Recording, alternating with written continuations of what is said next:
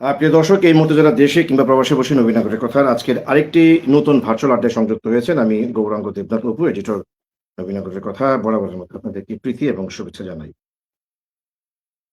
আজ ৮ই মার্চ ২০২৬, নবীনগরের কথার আজকে ৪২৮ পর্ব। আপনারা যারা নিয়মিত আমাদের এই অনুষ্ঠানগুলো দেখেন, আপনারা জানেন যে মুক্তিযুদ্ধের চেতনায় নবীনগরের প্রতিচ্ছবি, ঠিক এরকম একটি মন্ত্রকে আমরা হৃদয়ে ধারণ করে পথ চলতে শুরু করেছিলাম ৫ বছর আগে, ২০২১ সালের ২১শে ফেব্রুয়ারি। দেখতে, দেখতে আমরা ৫ বছর পার করেছি। ৬ বছরে গত কদিন আগে আমরা প্রবেশ করেছি।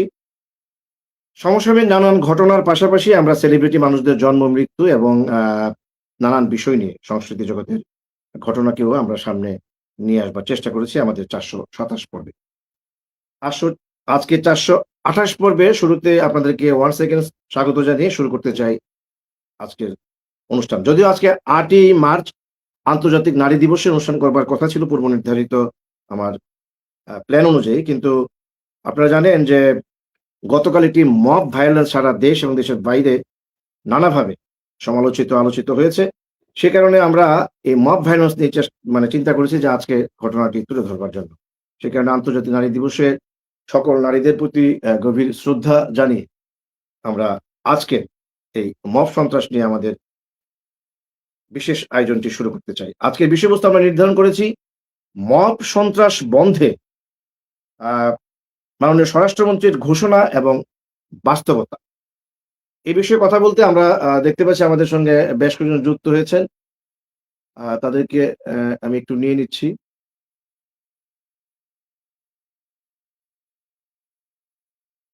আ ৫ জন যুক্ত হয়েছেন, এর মধ্যে ২ জন ছিটকে পড়েছেন। আমরা দেখতে পাচ্ছি আমাদের সঙ্গে যুক্ত হয়েছেন আ উপরে আ আমাদের সোহাগ আরিফিন, চট্টগ্রাম সাংবাদিক কমিউনিটির যিনি সভাপতি অর্থাৎ সিআরএ প্রেসিডেন্ট। এবং নিচে দেখতে পাচ্ছি আমার ঠিক এর নিচে কালের কণ্ঠের কিশোরগঞ্জ করেসপন্ডেন্ট মাল্টিমিডিয়া সাইদুর রহমান নাইম, এবং এর নিচে রয়েছেন শাহিন রেজা টিটো, নবীনগর রিপোর্টার্স ক্লাবের সভাপতি। এবং আরো ২ জন যুক্ত হয়েছিলেন, তার মধ্যে আমাদের প্রথম আলো আজহার ভাই, তিনি হয়তো ছিটকে পড়েছেন। নিশ্চয়ই যুক্ত হলে আমরা তাদেরকে নিয়ে নিব। প্রিয় দর্শক, আপনারা জানেন যে গতকাল ছিল ৭ই মার্চ, ঐতিহাসিক ৭ই মার্চ, যেটি বঙ্গবন্ধু ১৯৭১ এর মুক্তিযুদ্ধের প্রাক্কালে যে ভাষণটি দিয়েছিলেন, যেটি পৃথিবীর ইতিহাসে একটি ঐতিহাসিক ভাষণ হিসেবে ইউনেস্কো স্বীকৃতি দিয়েছিল। সেই ভাষণকে কেন্দ্র করে কালকে একটি মব ভায়োলেন্স হয়েছে, এবং যেটি গতকাল এবং আজকে দুদিনই আমাদের এখানে এটি নিয়ে আলোচনা এবং কঠোর সমালোচনা হচ্ছে। আমরা সেই বিষয়টিকে নির্বাচন করেছি যে বিগত ডক্টর ইউনূসের যে অন্তর্বর্তীকালীন সরকারের আমলে যে মব ভায়োলেন্স ঘটনাটি, আ আরেকজন যুক্ত হয়েছেন আমাদের প্রথম আলোর আজহার ভাই, আমরা তাকে একটু নিয়ে নিচ্ছি। সেই মব ভায়োলেন্স কিন্তু কোনোভাবেই যেন থামছে না। যদিও মাননীয় স্বরাষ্ট্রমন্ত্রী সালাউদ্দিন আহমেদ, বর্তমান তারেক রহমান সরকারের যিনি আলোচিত একজন রাজনৈতিক নেতা, যিনি স্বরাষ্ট্র মন্ত্রণালয়ের মতো একটি সেনসিটিভ বা স্পর্শকাতর মন্ত্রণালয়ের দায়িত্ব নিয়েছেন, তিনি কিন্তু দায়িত্ব নিয়েই বলেছিলেন যে আজ থেকে মব সন্ত্রাস বাংলাদেশে আর চলবে না। এটি একেবারে চিরতরে বন্ধ করার তিনি ঘোষণা দিয়েছিলেন। কিন্তু গত ১৭ই ফেব্রুয়ারি এই সরকার গঠিত হওয়ার পর বেশ কিছু মব ভায়োলেন্স এর ঘটনা ঘটেছে। গতকালের বঙ্গবন্ধুর ভাষণকে কেন্দ্র করে ঠিক শাহবাগ থানার সামনে যে ঘটনাটি ঘটেছে, সেটি কোনোভাবেই সচেতন নাগরিক সমাজ, এমনকি বিএনপির নীতি নির্ধারকদের অনেকেই এই ঘটনাটির নিন্দা জানিয়েছেন, এবং এই ঘটনার সুষ্ঠু এবং নিরপেক্ষ তদন্ত করে দোষীদের বিরুদ্ধে কঠোর ব্যবস্থা নিয়ে যারা আ গ্রেপ্তার হয়েছেন তাদের মুক্তির দাবি করা হয়েছে। যদিও বলা হচ্ছে যে জুলাই গণঅভ্যুত্থানের সঙ্গে তারা জড়িত ছিল, তারা নানান ছাত্রলীগের বড় কর্মকর্তা ছিলেন, বড় নেতা ছিলেন। প্রশ্নটি এসছে যে যদি কারো বিরুদ্ধে কোনো সুনির্দিষ্ট অভিযোগ থাকে, মামলা থাকে, তাহলে তাকে আইনে সোপর্দ করা হবে। বাংলাদেশের প্রচলিত আইন অনুযায়ী তার সাজা হবে, তার বিরুদ্ধে আইনগত ব্যবস্থা নেওয়া হবে। কিন্তু যেটি গত ১.৫ বছর চূড়ান্ত পর্যায়ে গিয়েছিল, সেই মব সন্ত্রাস বা মব ভায়োলেন্স, সেটি আবারও এই গণতান্ত্রিক নতুন সরকারের আমলে সেটি আবার একটি ভয়াবহ আকার ধারণ করবে। সেটি কিন্তু সাধারণ মানুষ কোনোভাবেই মেনে নিতে পারছে না। আজকেও মাননীয় স্বরাষ্ট্রমন্ত্রী এই মব ভায়োলেন্স এবং বঙ্গবন্ধুর ভাষণ নিয়ে 7ই মার্চের যে ঘটনাটি গতকাল ঘটেছে সেটির উপর একটি বক্তব্য দিয়েছেন। আমরা সেই বক্তব্যটি শুনেই আলোচকদের কাছে আসতে চাই। মাননীয় স্বরাষ্ট্রমন্ত্রী আজকেও বঙ্গবন্ধু শেখ মুজিবুর রহমানের 7ই মার্চের ভাষণ নিয়ে যে মব সন্ত্রাসের ঘটনাটা ঘটেছে সেটি নিয়ে তিনি কঠোর হুঁশিয়ারি উচ্চারণ করেছেন। তিনি বলেছেন, পুলিশের কাজে বাধা দেওয়া বা বেআইনি হস্তক্ষেপ কোনোভাবেই এই সরকার বরদাস্ত করবে না। তিনি বলেছেন যে মব বা জনতা কর্তৃক কোনো ব্যক্তি বা গোষ্ঠীর উপর সহিংসতা, ভাঙচুর, হেনস্থা বন্ধে সরকার কঠোর অবস্থানে আছে। আইন শৃঙ্খলা প্রয়োগকারী সংস্থাকে পরিস্থিতির নিয়ন্ত্রণে রাখতে এবং যে কোনো অরাজকতা রুখতে কঠোর নির্দেশনা ইতিমধ্যেই দেয়া হয়েছে। আমরা একটু আসতে চাই এই ঘটনায় আজকে যে বিষয়বস্তু আমরা নির্ধারণ করেছি যে মব সন্ত্রাস বন্ধে স্বরাষ্ট্রমন্ত্রীর ঘোষণা এবং বাস্তবতা। এত কঠোর ঘোষণা তিনি দিয়েছিলেন 17ই ফেব্রুয়ারি। আজকেও তিনি ঠিক একই ভাষায় কঠোর ঘোষণা দিয়েছেন মব সন্ত্রাসের বিরুদ্ধে। কিন্তু বাস্তবতা বলছে ভিন্ন কথা। এই অবস্থায় আমরা প্রথমে আসতে চাই একটু কিশোরগঞ্জে। আমাদের কিশোরগঞ্জের বন্ধু সাইদুর রহমান নাইম। নাইম, মব সন্ত্রাস বন্ধে স্বরাষ্ট্রমন্ত্রীর ঘোষণা কেন বাস্তবায়ন হচ্ছে না? এর পেছনে কি কারণ থাকতে পারে বলে আপনি মনে করেন? এবং এই মব ভায়োলেন্সের বিরুদ্ধে সরকারের আর কি ব্যবস্থা নিলে এটি চিরতরে বন্ধ হবে বলে আপনি মনে করেন? নাইম।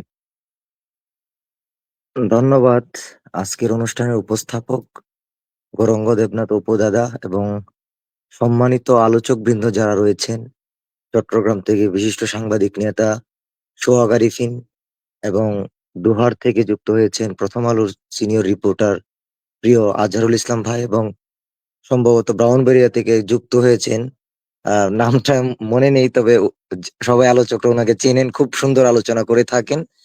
সবাইকে ধন্যবাদ শাহিন রাজা জানাচ্ছি। টিটু। শাহিন রেজা টিটু ভাই সহ সবাইকেই ধন্যবাদ জানাচ্ছি। সংঘবদ্ধ যে অস্থিরতার বিষয়গুলি আপনি বলছেন, যে সংঘবদ্ধ অস্থিরতা সৃষ্টি, এটি আসলে কোনো অবস্থাতেই কাম্য নয়। কারণ আহ একটি বিষয় হচ্ছে যে আইন নিজের হাতে তুলে নেওয়া, এটি কোনো মানে সভ্য সমাজের পরিচয় হতে পারে না। আপনি অতীতকে যদি দোষারোপ করেন, অতীতে ছিল আমিও করব, তাহলে তো আপনিও মানে সব অসভ্যতার বড় অসভ্য হয়ে গেলেন। অতএব অসভ্যতাকে কখনো অসভ্যতা দিয়ে মোকাবেলা করা যায় না। আপনি সভ্যতা দিয়ে দেখিয়ে দেন যে অতীতে যা ছিল ভালো ছিল না, আমরা যা করছি ভালো। এবং অতীতের দুষ্কর্মকে বর্তমানে যেভাবে সংঘবদ্ধ অস্থিরতা তৈরি করে, যেভাবে মুখে চেপে ধরা, তাহলে গুম করার মধ্যে ব্যবধানটা কি রইলো? কাউকে আপনি দেওয়ালের ভিতর গুম করে রাখলেন, আর কাউকে খোলা আকাশের নিচে আপনি মুখে কষ্টিপ লাগিয়ে বন্ধ করে দিলেন। অতএব খুব একটা যে মৌলিক যে ব্যবধান রয়েছে, বিষয়টা এমন নয়। আপনাকে ভয় ভীতি তৈরি করে চার দেওয়ালের মধ্যে ইচ্ছাকৃতভাবে আটকে রাখা হবে, অথবা কাউ তালা মেরে আটকে রাখা, এর মধ্যে কি ব্যবধান রয়েছে আমি আসলে খুব বেশি খুঁজে পাই না।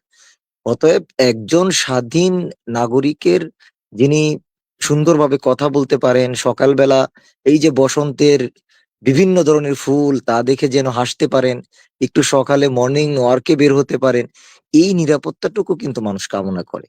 অতএব আপনার আদর্শের সাথে মিলেনি, আপনার মতের সাথে মিলেনি, রাস্তায় বের হলো, সে একটা আতঙ্কের মধ্যে থাকলো, কখন আমাকে ধরে ফেলে, কখন বিভিন্ন টেক দিয়ে আক্রমণ করে বসে। আগে মানুষ বিভিন্ন বানরের ভয় পেত, অথবা নানা ধরনের জীবজন্তুর ভয় পেত, কিন্তু এখন আবার কেউ কেউ ভিন্ন মতের যারা রয়েছেন তারা ভয় পায় যে এই বুঝি পিছন থেকে কেউ ধরে ফেললো কিনা, এই ভয়ে কিন্তু অনেকেই থাকেন। তো আমরা মূলত যেটা চাই যে আসলে এই যে ভীতির যে সংস্কৃতি, সেটা দূর হোক। আপনি কোনো একটি মতকে পছন্দ করেন না, আপনি ঠিক আছে, এটা আপনি গ্রহণ করবেন না, কিন্তু তাকে একেবারে মুখে তালা দিয়ে বন্ধ করে দিবেন, সংঘবদ্ধ অস্থিরতা তৈরি করে তাকে উঠিয়ে নিয়ে যাবেন, আপনি একেবারে ধরে ধরে পুলিশে সোপর্দ করবেন আসলে। তাহলে আসলে এই যে বেতন দিয়ে রাষ্ট্রের যে আমরা বাহিনীর পিছনে এত টাকা বেতন দিচ্ছি, তাদের কাজটা কি? আপনি যদি উঠিয়ে নিয়ে দিয়ে আসেন, তাহলে তাদের যে গাড়ির তেলের যে খরচ, তাহলে এই যে খরচ যাচ্ছে, এই কাজটি কি দরকার রাষ্ট্রের? রাষ্ট্রের গাড়িও রয়েছে আনার মতো, বাহিনীও রয়েছে। তাহলে এই যে সংঘবদ্ধ অস্থিরতা তৈরি করে যে আপনি ধরা, চেপে ধরা, একটি রিক্সার মধ্যে কি মাইক বাজালো না কি বাজালো, এটাও সহ্য হয় না। তাহলে তাহলে এটা গণতন্ত্র থাকে কোথায়? গণতন্ত্র হচ্ছে যে আপনি বিভিন্ন পৃথিবীর দেশে দেখা যায় যে প্রধানমন্ত্রী ডোনাল্ড ট্রাম্পের বাসভবনের সামনে মাইক বাজিয়ে কিন্তু সমালোচনা করে এবং জানালা দিয়ে তাকিয়ে তিনি হাসেন। এমন দৃশ্য কিন্তু আমরা দেখি। কিন্তু একজন সামান্য মাইক বাজাচ্ছে, এতটুকু মত প্রকাশের অধিকার যদি আমরা না দেই, তাহলে কিন্তু মানে ধীরে ধীরে মানুষের যে ক্ষোভ সেটি কিন্তু বাড়তে থাকবে। এতে কিন্তু ভালো নয়। আমরা একটি সভ্য হতে চাই। আমরা নতুন একটি দেশ গড়ার যে স্বপ্ন, সেই স্বপ্ন বর্তমান সরকারকে সহযোগিতা করতে হবে। কারণ এই যে গত যে ১ বছর গেল, নানা ধরনের অস্থিরতা, ক্ষোভ, বিপ্লব, আন্দোলন, নানা ধরনের অস্থিরতা। তো এর রেশ কিন্তু টানতে হবে। অতএব নতুন সরকারকে সহযোগিতা করতে হবে। এর জন্য এই যে এ ধরনের মব সৃষ্টি, সংঘবদ্ধ অস্থিরতা, ভিন্ন মতকে একবারে উপড়িয়ে ফেলে দেওয়া। আপনি এই গাছের ফল পছন্দ করেন না, তাই বলে গাছের গুঁড়ি সহ উপড়িয়ে ফেলে দিবেন। এটা তো হতে পারে না। আপনি এই গাছের নিচে দিয়ে যাবেন না, আপনি খাবেন না। যার মন চায় খাবে। অতএব এই যে গাছ উপড়ে ফেলা, এটা কিন্তু উপড়ে ফেলাটা কোনো সমাধান নয়। অতএব আমি মনে করি যে এই ধরনের অস্থিরতা, ভয়ের সংস্কৃতি, এটিকে দূর করা প্রয়োজন এবং এই দেশকে এগিয়ে নিতে হলে আপনার ভিন্ন মতকে শ্রদ্ধা করতে হবে। কেউ কিছু বললে তাকে শত্রু না ভেবে তার যৌক্তিক কথা থাকলে গ্রহণ করেন, যৌক্তিক না হলে ফেলে দেন। একজনের মতামত, একজনের দ্বিমতেই কিন্তু দেশ এদিক সেদিক হয়ে যাবে না। অতএব বহু মত, বহু পথ, বহু দল, এই চর্চাটা কিন্তু আমাদের থাকতে হবে যদি আমরা সভ্য থাকতে চাই।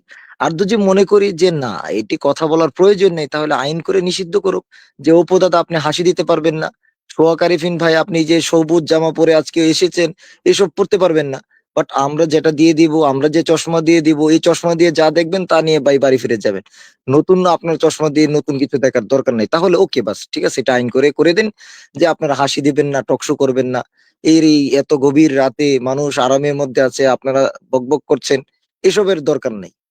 আর যদি বলেন না, গণতন্ত্র দরকার রয়েছে, ভিন্ন মত দরকার রয়েছে, সকলের মত দ্বিমত আলোচনার প্রয়োজন রয়েছে, তাহলে আমি মনে করি আমাদের যে আলোচনা, সেটাকে অবশ্যই গুরুত্ব দেওয়ার প্রয়োজন রয়েছে।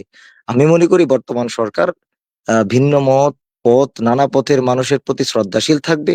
আর এই ধরনের মব সৃষ্টি যেগুলি আছে, এগুলি লাগাম ধরবে কঠোরভাবে। এগুলি যেন, রাষ্ট্রকে টিকিয়ে রাখতে হলে আইন শৃঙ্খলা, সরকারকে শক্তিশালী হতে হলে এই ধরনের সংঘবদ্ধ অস্থিরতা অবশ্যই এগুলি রোধ করতে হবে।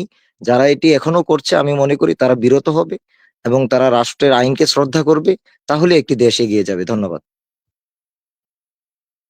কিন্তু মব সন্ত্রাস বন্ধে স্বরাষ্ট্রমন্ত্রীর যে মানে কঠোর ঘোষণাটি দিয়েছিলেন ১৭ই ফেব্রুয়ারি, যেটা আমি সূচনাতে বলেছিলাম, এবং আজকেও যখন সাংবাদিকরা তাকে প্রশ্ন করলেন যে মাননীয় হোম মিনিস্টার, আপনি যে ঘোষণা দিলেন এত কঠোরভাবে যে গত ১.৫ বছর যেটি হয়েছে মব সন্ত্রাস, সেটি অন্তত এ সরকারের আমলে কখনোই সেটির অস্তিত্ব থাকবে না।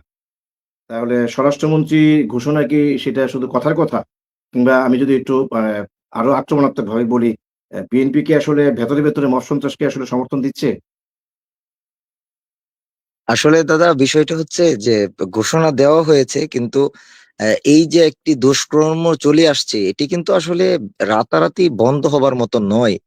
তবে এই যে ঘোষণাটার বাস্তবায়ন আমরা দেখতে চাই। হয়তো দু একটি ঘটনা আমাদের সামনে আসছে, কিন্তু এটি কাম্য নয়। হয়তো সামনে এর রেশ হয়তো টেনে ধরবে, কারণ হয়তো প্রথমেই হার্ড লাইনে হয়তো যাচ্ছে না, একটু সুযোগ দিচ্ছে, সময় দিচ্ছে যে তারা সংশোধন হয়ে যাক। কারণ প্রথমেই যদি একটি সরকার মাত্র বসেছে, এই মুহূর্তে যদি কঠোর কোনো পদক্ষেপ নেয়, তাহলে নতুন করে আবার অস্থিরতা সৃষ্টি হতে পারে। সামনে ঈদ আসছে, হয়তো সরকার ভাবছে যে আরেকটু সুযোগ দিয়ে দেখি তারা সংশোধন হয় কিনা। তবে আমি মনে করি এই অস্থিরতা থাকবে না, এটা নিয়ে শঙ্কা আশঙ্কা এটি কমে আসবে। আমি আশাবাদী যে ঈদের পর, এই রোজার সাথে সাথে যেন এই মব টব বিদায় নেই এবং ঈদের পর আমরা আনন্দের সাথে নতুন কিছু দেখতে চাই, এটাই কামনা করছি। একদম। অনেক ধন্যবাদ আমাদের নাইমুল সাইদুর রহমান নাইম। আমরা একটু কিশোরগঞ্জ থেকে আসতে চাই চট্টগ্রামে। চট্টগ্রাম থেকে যুক্ত হয়েছেন আমাদের সাংবাদিক নেতা সোহাগ আরিফিন। যিনি চট্টগ্রাম রিপোর্টার্স অ্যাসোসিয়েশনের সভাপতি, আমাদের বিএসসির যুগ্ম আহ্বায়ক। সোহাগ ভাই, মব সন্ত্রাস বন্ধে কঠোর অবস্থান নিয়েছে এই সরকার তথা স্বরাষ্ট্রমন্ত্রী। কিন্তু গত ১৭ই ফেব্রুয়ারির পর বেশ কিছু ঘটনা ঘটেছে এবং আজকে একটি আন্তর্জাতিক মিডিয়ার একটি বিশ্লেষণ করছিলাম গত এই ধরেন ২০-২১ দিনের সরকারের যে বলে শাসন ব্যবস্থা নিয়ে। সেখানে ওই আন্তর্জাতিক মিডিয়ায় বলা হচ্ছে যে শতভাগ জনপ্রিয়তা নিয়ে বিএনপি ১৭ই ফেব্রুয়ারি সরকার গঠনের পর মাত্র এই 20-21 দিনে তাদের জনপ্রিয়তা 30% হ্রাস পেয়েছে, যার অন্যতম কারণ এই মব সন্ত্রাস সহ নানান বিষয়। যেখানে স্বরাষ্ট্রমন্ত্রী ঘোষণা দেওয়ার পরে মব বন্ধ হচ্ছে না, এবং এই সরকারের যিনি প্রধান, মাননীয় প্রধানমন্ত্রী, তার শুরু থেকে যে কিছু ব্যতিক্রমী কার্যক্রম দেশে এবং বাইরে বেশ মানুষের মনে একটি আস্থা, শ্রদ্ধা জন্ম নিচ্ছে তার কার্যক্রম নিয়ে। সেই জায়গায় তার যে নতুন মন্ত্রণালয় গুলোর দায়িত্ব দেওয়া হয়েছে, যার অন্যতম হচ্ছে হোম মিনিস্ট্রি, স্বরাষ্ট্র মন্ত্রণালয়ের কার্যক্রমের উপরই সকলের চোখ বা দৃষ্টি থাকে। সেই জায়গায় বঙ্গবন্ধু ৭ই মার্চের ভাষণ তো সরকার নিষিদ্ধ করেন, সেটি আহ, বাজানো হয়েছে। আপনি জানেন পুরো কারণটি, যে ঢাকা বিশ্ববিদ্যালয়ের এক ছাত্র সেখানে ভাষণটি বাজানোর কারণে তাকে পুলিশ ধরে নিয়ে যায়, এবং তার প্রতিবাদে ঢাকা বিশ্ববিদ্যালয়ের একটি ছাত্রী হলের সাবেক ভিপি, যিনি ছাত্রলীগ আওয়ামী লীগের সঙ্গে জড়িত না, বামপন্থী একজন নেত্রী, তিনি বঙ্গবন্ধুর আদর্শকে বিশ্বাসী বা বঙ্গবন্ধুর আদর্শ ধারণ করেন, তিনি তার বক্তব্যে পরিষ্কার বলেছেন যে একজনও যদি বঙ্গবন্ধুর আদর্শকে ধারণ করে সেটি আমি ধারণ করি, এবং সেই জন্য আমি এর প্রতিবাদী ভাষণটি এখানে বাজিয়ে সেই প্রতিবাদ করছি। তাহলে যেটি নাইম বলছিলেন যে একটি ভাষণকে কেন্দ্র করে কেন সরকারের আইন শৃঙ্খলা বাহিনী এত সামনে থেকে এরকম একটি মব ভায়োলেন্সের ঘটনা ঘটলো, তাহলে স্বরাষ্ট্রমন্ত্রীর ঘোষণা কি তাহলে কথার কথাই থেকে গেল? সোহাগ ভাই। অসংখ্য অসংখ্য ধন্যবাদ গৌরাঙ্গদা। উপস্থিত আছেন আমাদের প্রিয় শ্রদ্ধাভাজন বড় ভাই ঢাকা দোহার থেকে, প্রথম আলোর আজহার ভাই, উপস্থিত আছেন কিশোরগঞ্জের আমাদের স্নেহের ভাই নাইম, খুব উদীয়মান সাংবাদিক নেতা, লিটন ভাইও আছেন ব্রাহ্মণবাড়িয়া থেকে। আসলে গতকালের কথাটা, যেটা মাইক বাজানো নিয়ে, আমরা যেমন আমাদের সাংবাদিক হামলা মামলার শিকার হলে আমরা যেমন মানববন্ধন করি, প্রতিবাদ সমাবেশ করি, প্রতিবাদ সভা করি, প্রতিবাদ জানাই, বিবৃতি দেই, তো ওরা ওখানে যে কাজটা করতেছিল সেই কাজটা ওদের জায়গায় ওরা যৌক্তিক। আমাদের একটা লোক তার প্রিয় একটা জিনিস বাজাইতেছে, এই জিনিসটাকে আপনি এসে ধমক দিয়ে বন্ধ করে দেওয়ার মতো ক্ষমতা রাখেন না, রাইট রাখেন না, ঠিক আছে? সেই জায়গায় ওরা একটা প্রতিবাদী ভূমিকা দেখাইছে যে আমার বন্ধুকে ছেড়ে দিতে হবে, অন্যথায় আমি এটা একের পর এক বাজাইতে থাকবো।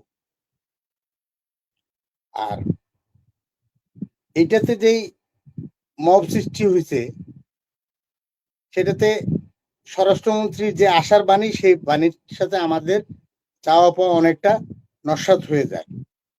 যেমন ধরেন, এই গতকালকের ঘটনা আর আজকের ঘটনা, মাননীয় স্বরাষ্ট্রমন্ত্রী মহোদয় কক্সবাজার গেছেন, এই স্বরাষ্ট্রমন্ত্রী পদমর্যাদায় আসার পর থেকে এই প্রথম উনি ওনার গ্রামের বাড়িতে যাচ্ছেন পেকুয়াতে। সেই উপলক্ষে আজকে কক্সবাজার যখন উনি পৌঁছান এয়ারপোর্টে, ওখানে কিছু গণমাধ্যম কর্মীকে হেনস্থা করা হয়েছে। পুলিশ, র্যাব, নিরাপত্তার মধ্যেই এই কাজটি হয়েছে।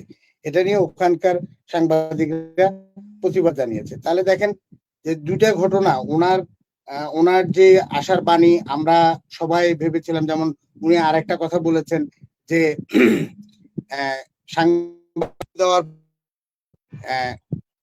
তাকে হয়রানি করা যাবে না। তো আজকে ওনার এয়ারপোর্টের প্রেজেন্টেন্সিতে কি হলো এটা? তো প্রতিনিয়ত এই ঘটনাগুলো ঘটতেছে। গত পরশু দিনের আগের দিন আমাদের চট্টগ্রামে তথ্যমন্ত্রী এলেন, প্রথম তথ্যমন্ত্রী এলেন, সার্কিট হাউসে দুই গ্রুপে হাতাহাতি। তো এটাতে কি হয়, আমরা জাতির বিবেক, আমরা তথ্যমন্ত্রী আরেক অঞ্চলের সন্তান, সে এখন বর্তমানে দায়িত্বে আছেন, হ্যাঁ, তো উনি এসেছেন সকল সাংবাদিকদের সাথে উনি কথা বলবেন, চাওয়া পাওয়া কি চাওয়া পাওয়া থাকতে পারে, এ ধরনের অনেক কিছু নিজ নিজ অঞ্চলের গণমাধ্যম কর্মীরা চাইতেই পারে। তো এটাকে ভন্ডুল করার জন্য ওনার প্রেজেন্টেন্সিতে এই ধরনের অশালীন আচরণ, এই ধরনের কিংকর্তব্য বিমূঢ় কর্মকাণ্ড সিনিয়রদেরকে আসলেই মানায় না। তো এইটাও এক প্রকার কিন্তু মব। তাহলে প্রতিদিনই ঘটছে, থামলো কোথায়?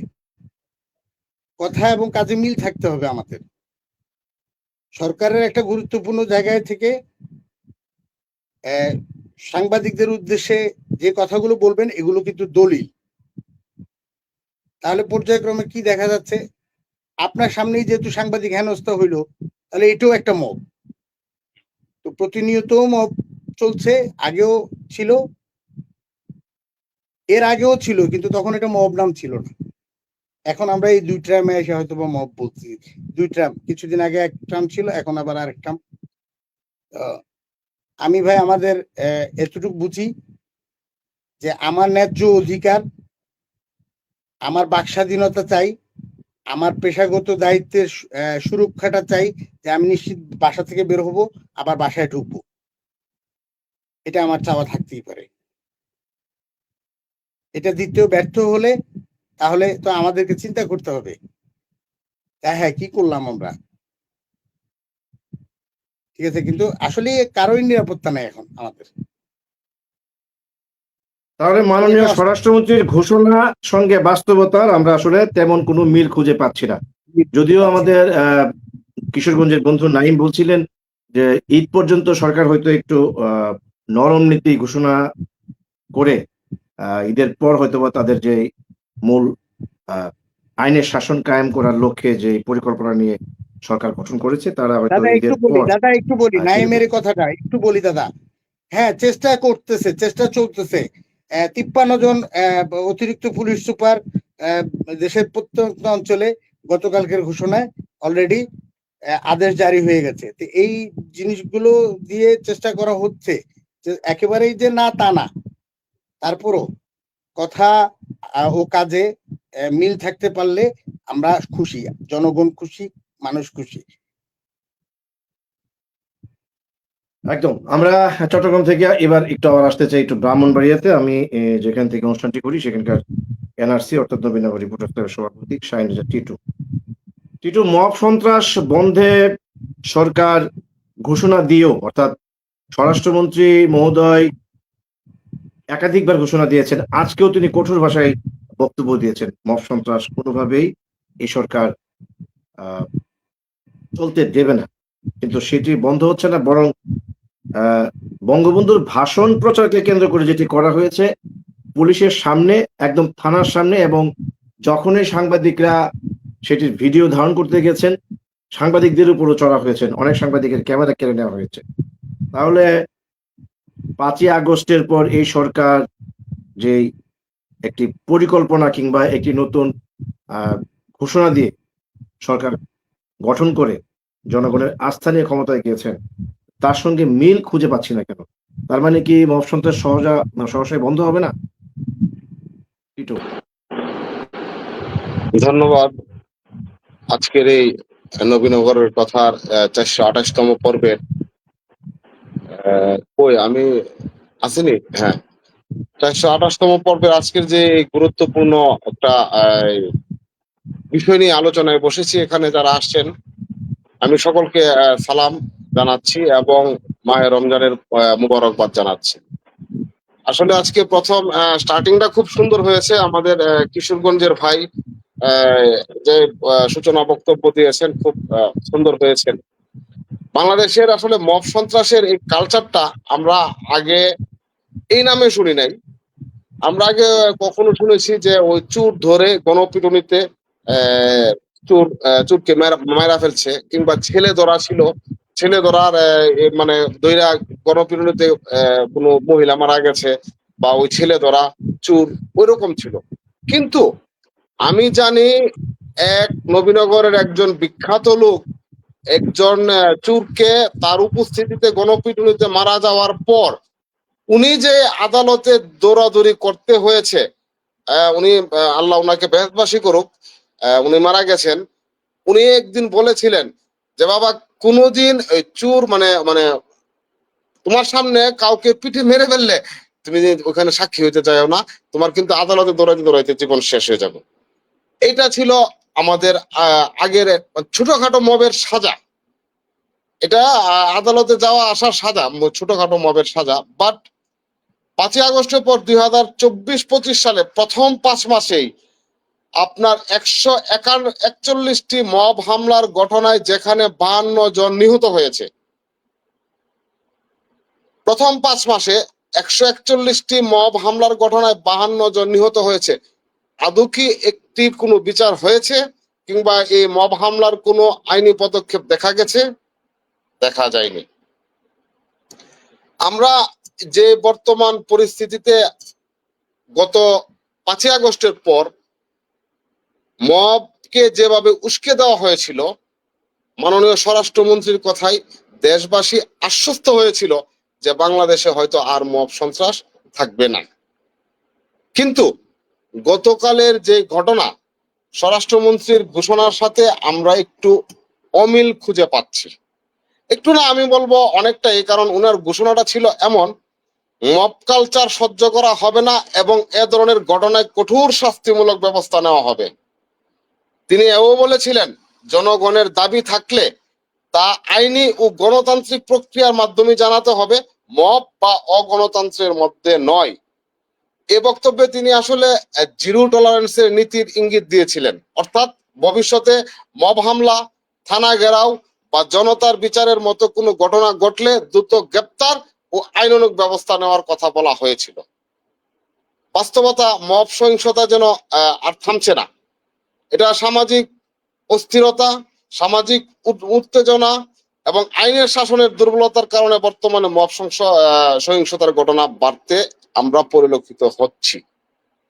এখন কি করতে হবে আমাদের? এই ঘোষণার মাঝে সীমাবদ্ধ থাকলে অবশ্যই মব সন্ত্রাস বন্ধ হবে না। এর জন্য দ্রুত আইনি ব্যবস্থা নিতে হবে। মব হামলার ঘটনায় তাৎক্ষণিক গ্রেপ্তার ও দৃশ্যমান বিচার করতে হবে। এখানে প্রশাসনিক ও যারা আইন প্রয়োগকারী সংস্থা, তাদের একটা নিরপেক্ষতার বিষয় থাকে। তারা যেন কোনো রাজনৈতিক পরিচয় দেখে ছাড় না দেয়। কে কোন দল করে, কে কোনটার সাপোর্টার, ওই বিবেচনা না আনে তার অপরাধ কি, সেটার জন্য দ্রুত পদক্ষেপ নিতে হবে। আর একটা বিষয় ইদানিং যেটা মব সন্ত্রাসের জন্য অনেকটা হয়, সেটা হলো গুজব নিয়ন্ত্রণ। সোশ্যাল মিডিয়ায় উস্কানি ও গুজবের জন্য একটা দ্রুত একটা মানে যে আইন করা দরকার, সেটা অবশ্যই করা উচিত। কারণ গুজব রটিয়েও ইদানিং মব সন্ত্রাস করা হয়। কিছু ভূমিকা থাকা উচিত স্থানীয় নেতৃবৃন্দের, রাজনৈতিক দল ও সামাজিক নেতাদেরও দায়িত্বশীল ভূমিকায় আসা উচিত। আর না হয় এই মব সন্ত্রাস বন্ধ করা আদৌ সম্ভব হবে কিনা আমি জানি না। তবে আশার বার্তা হলো, এই মাননীয় স্বরাষ্ট্রমন্ত্রীর কথা এবং কাজে যদি মিল পাওয়া যায়, তাহলে আমি মনে করি মব সন্ত্রাস অচিরেই বন্ধ হবে।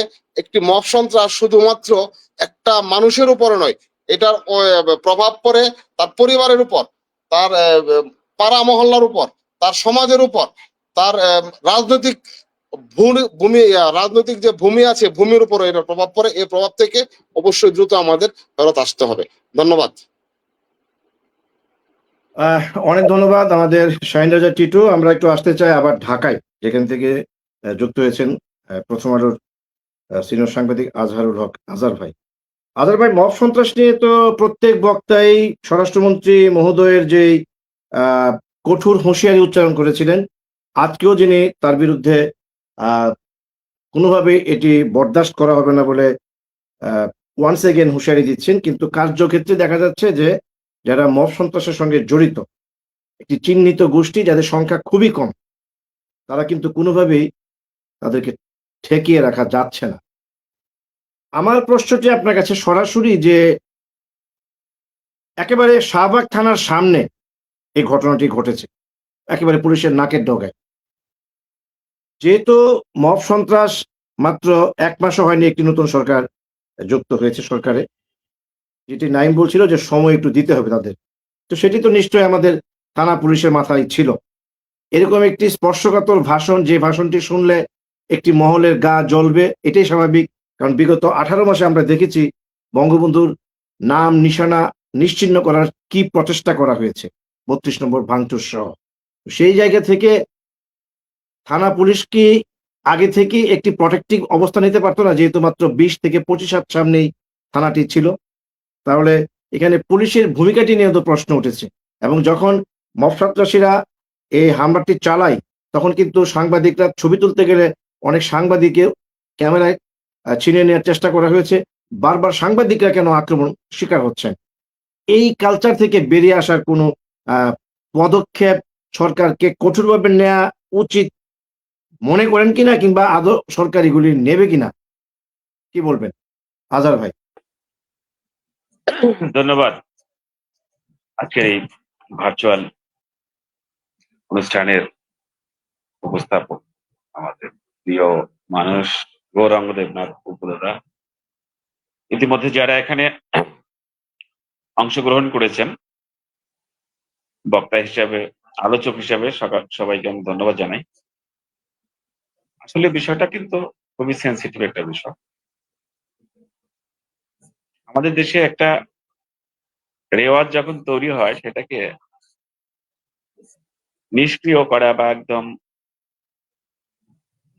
প্রতিরোধ করা ও কিন্তু একটা সময়ের ব্যাপার হয়ে দাঁড়ায়।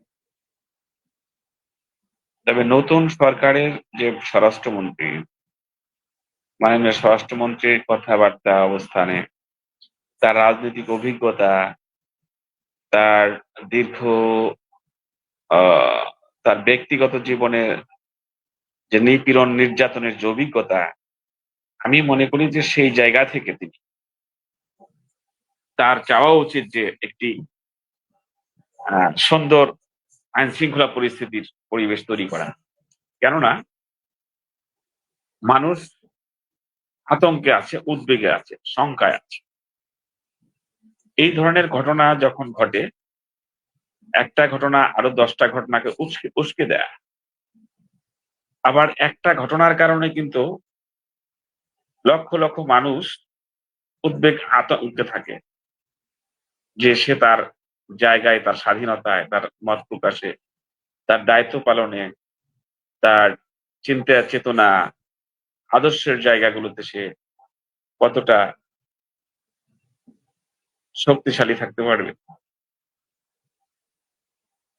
আসলে নতুন সরকারের বয়স মাত্র ধরে নিতে পারেন কয়দিন, আজকে ধরেন 20 বা 19-20 দিন এরকম হবে।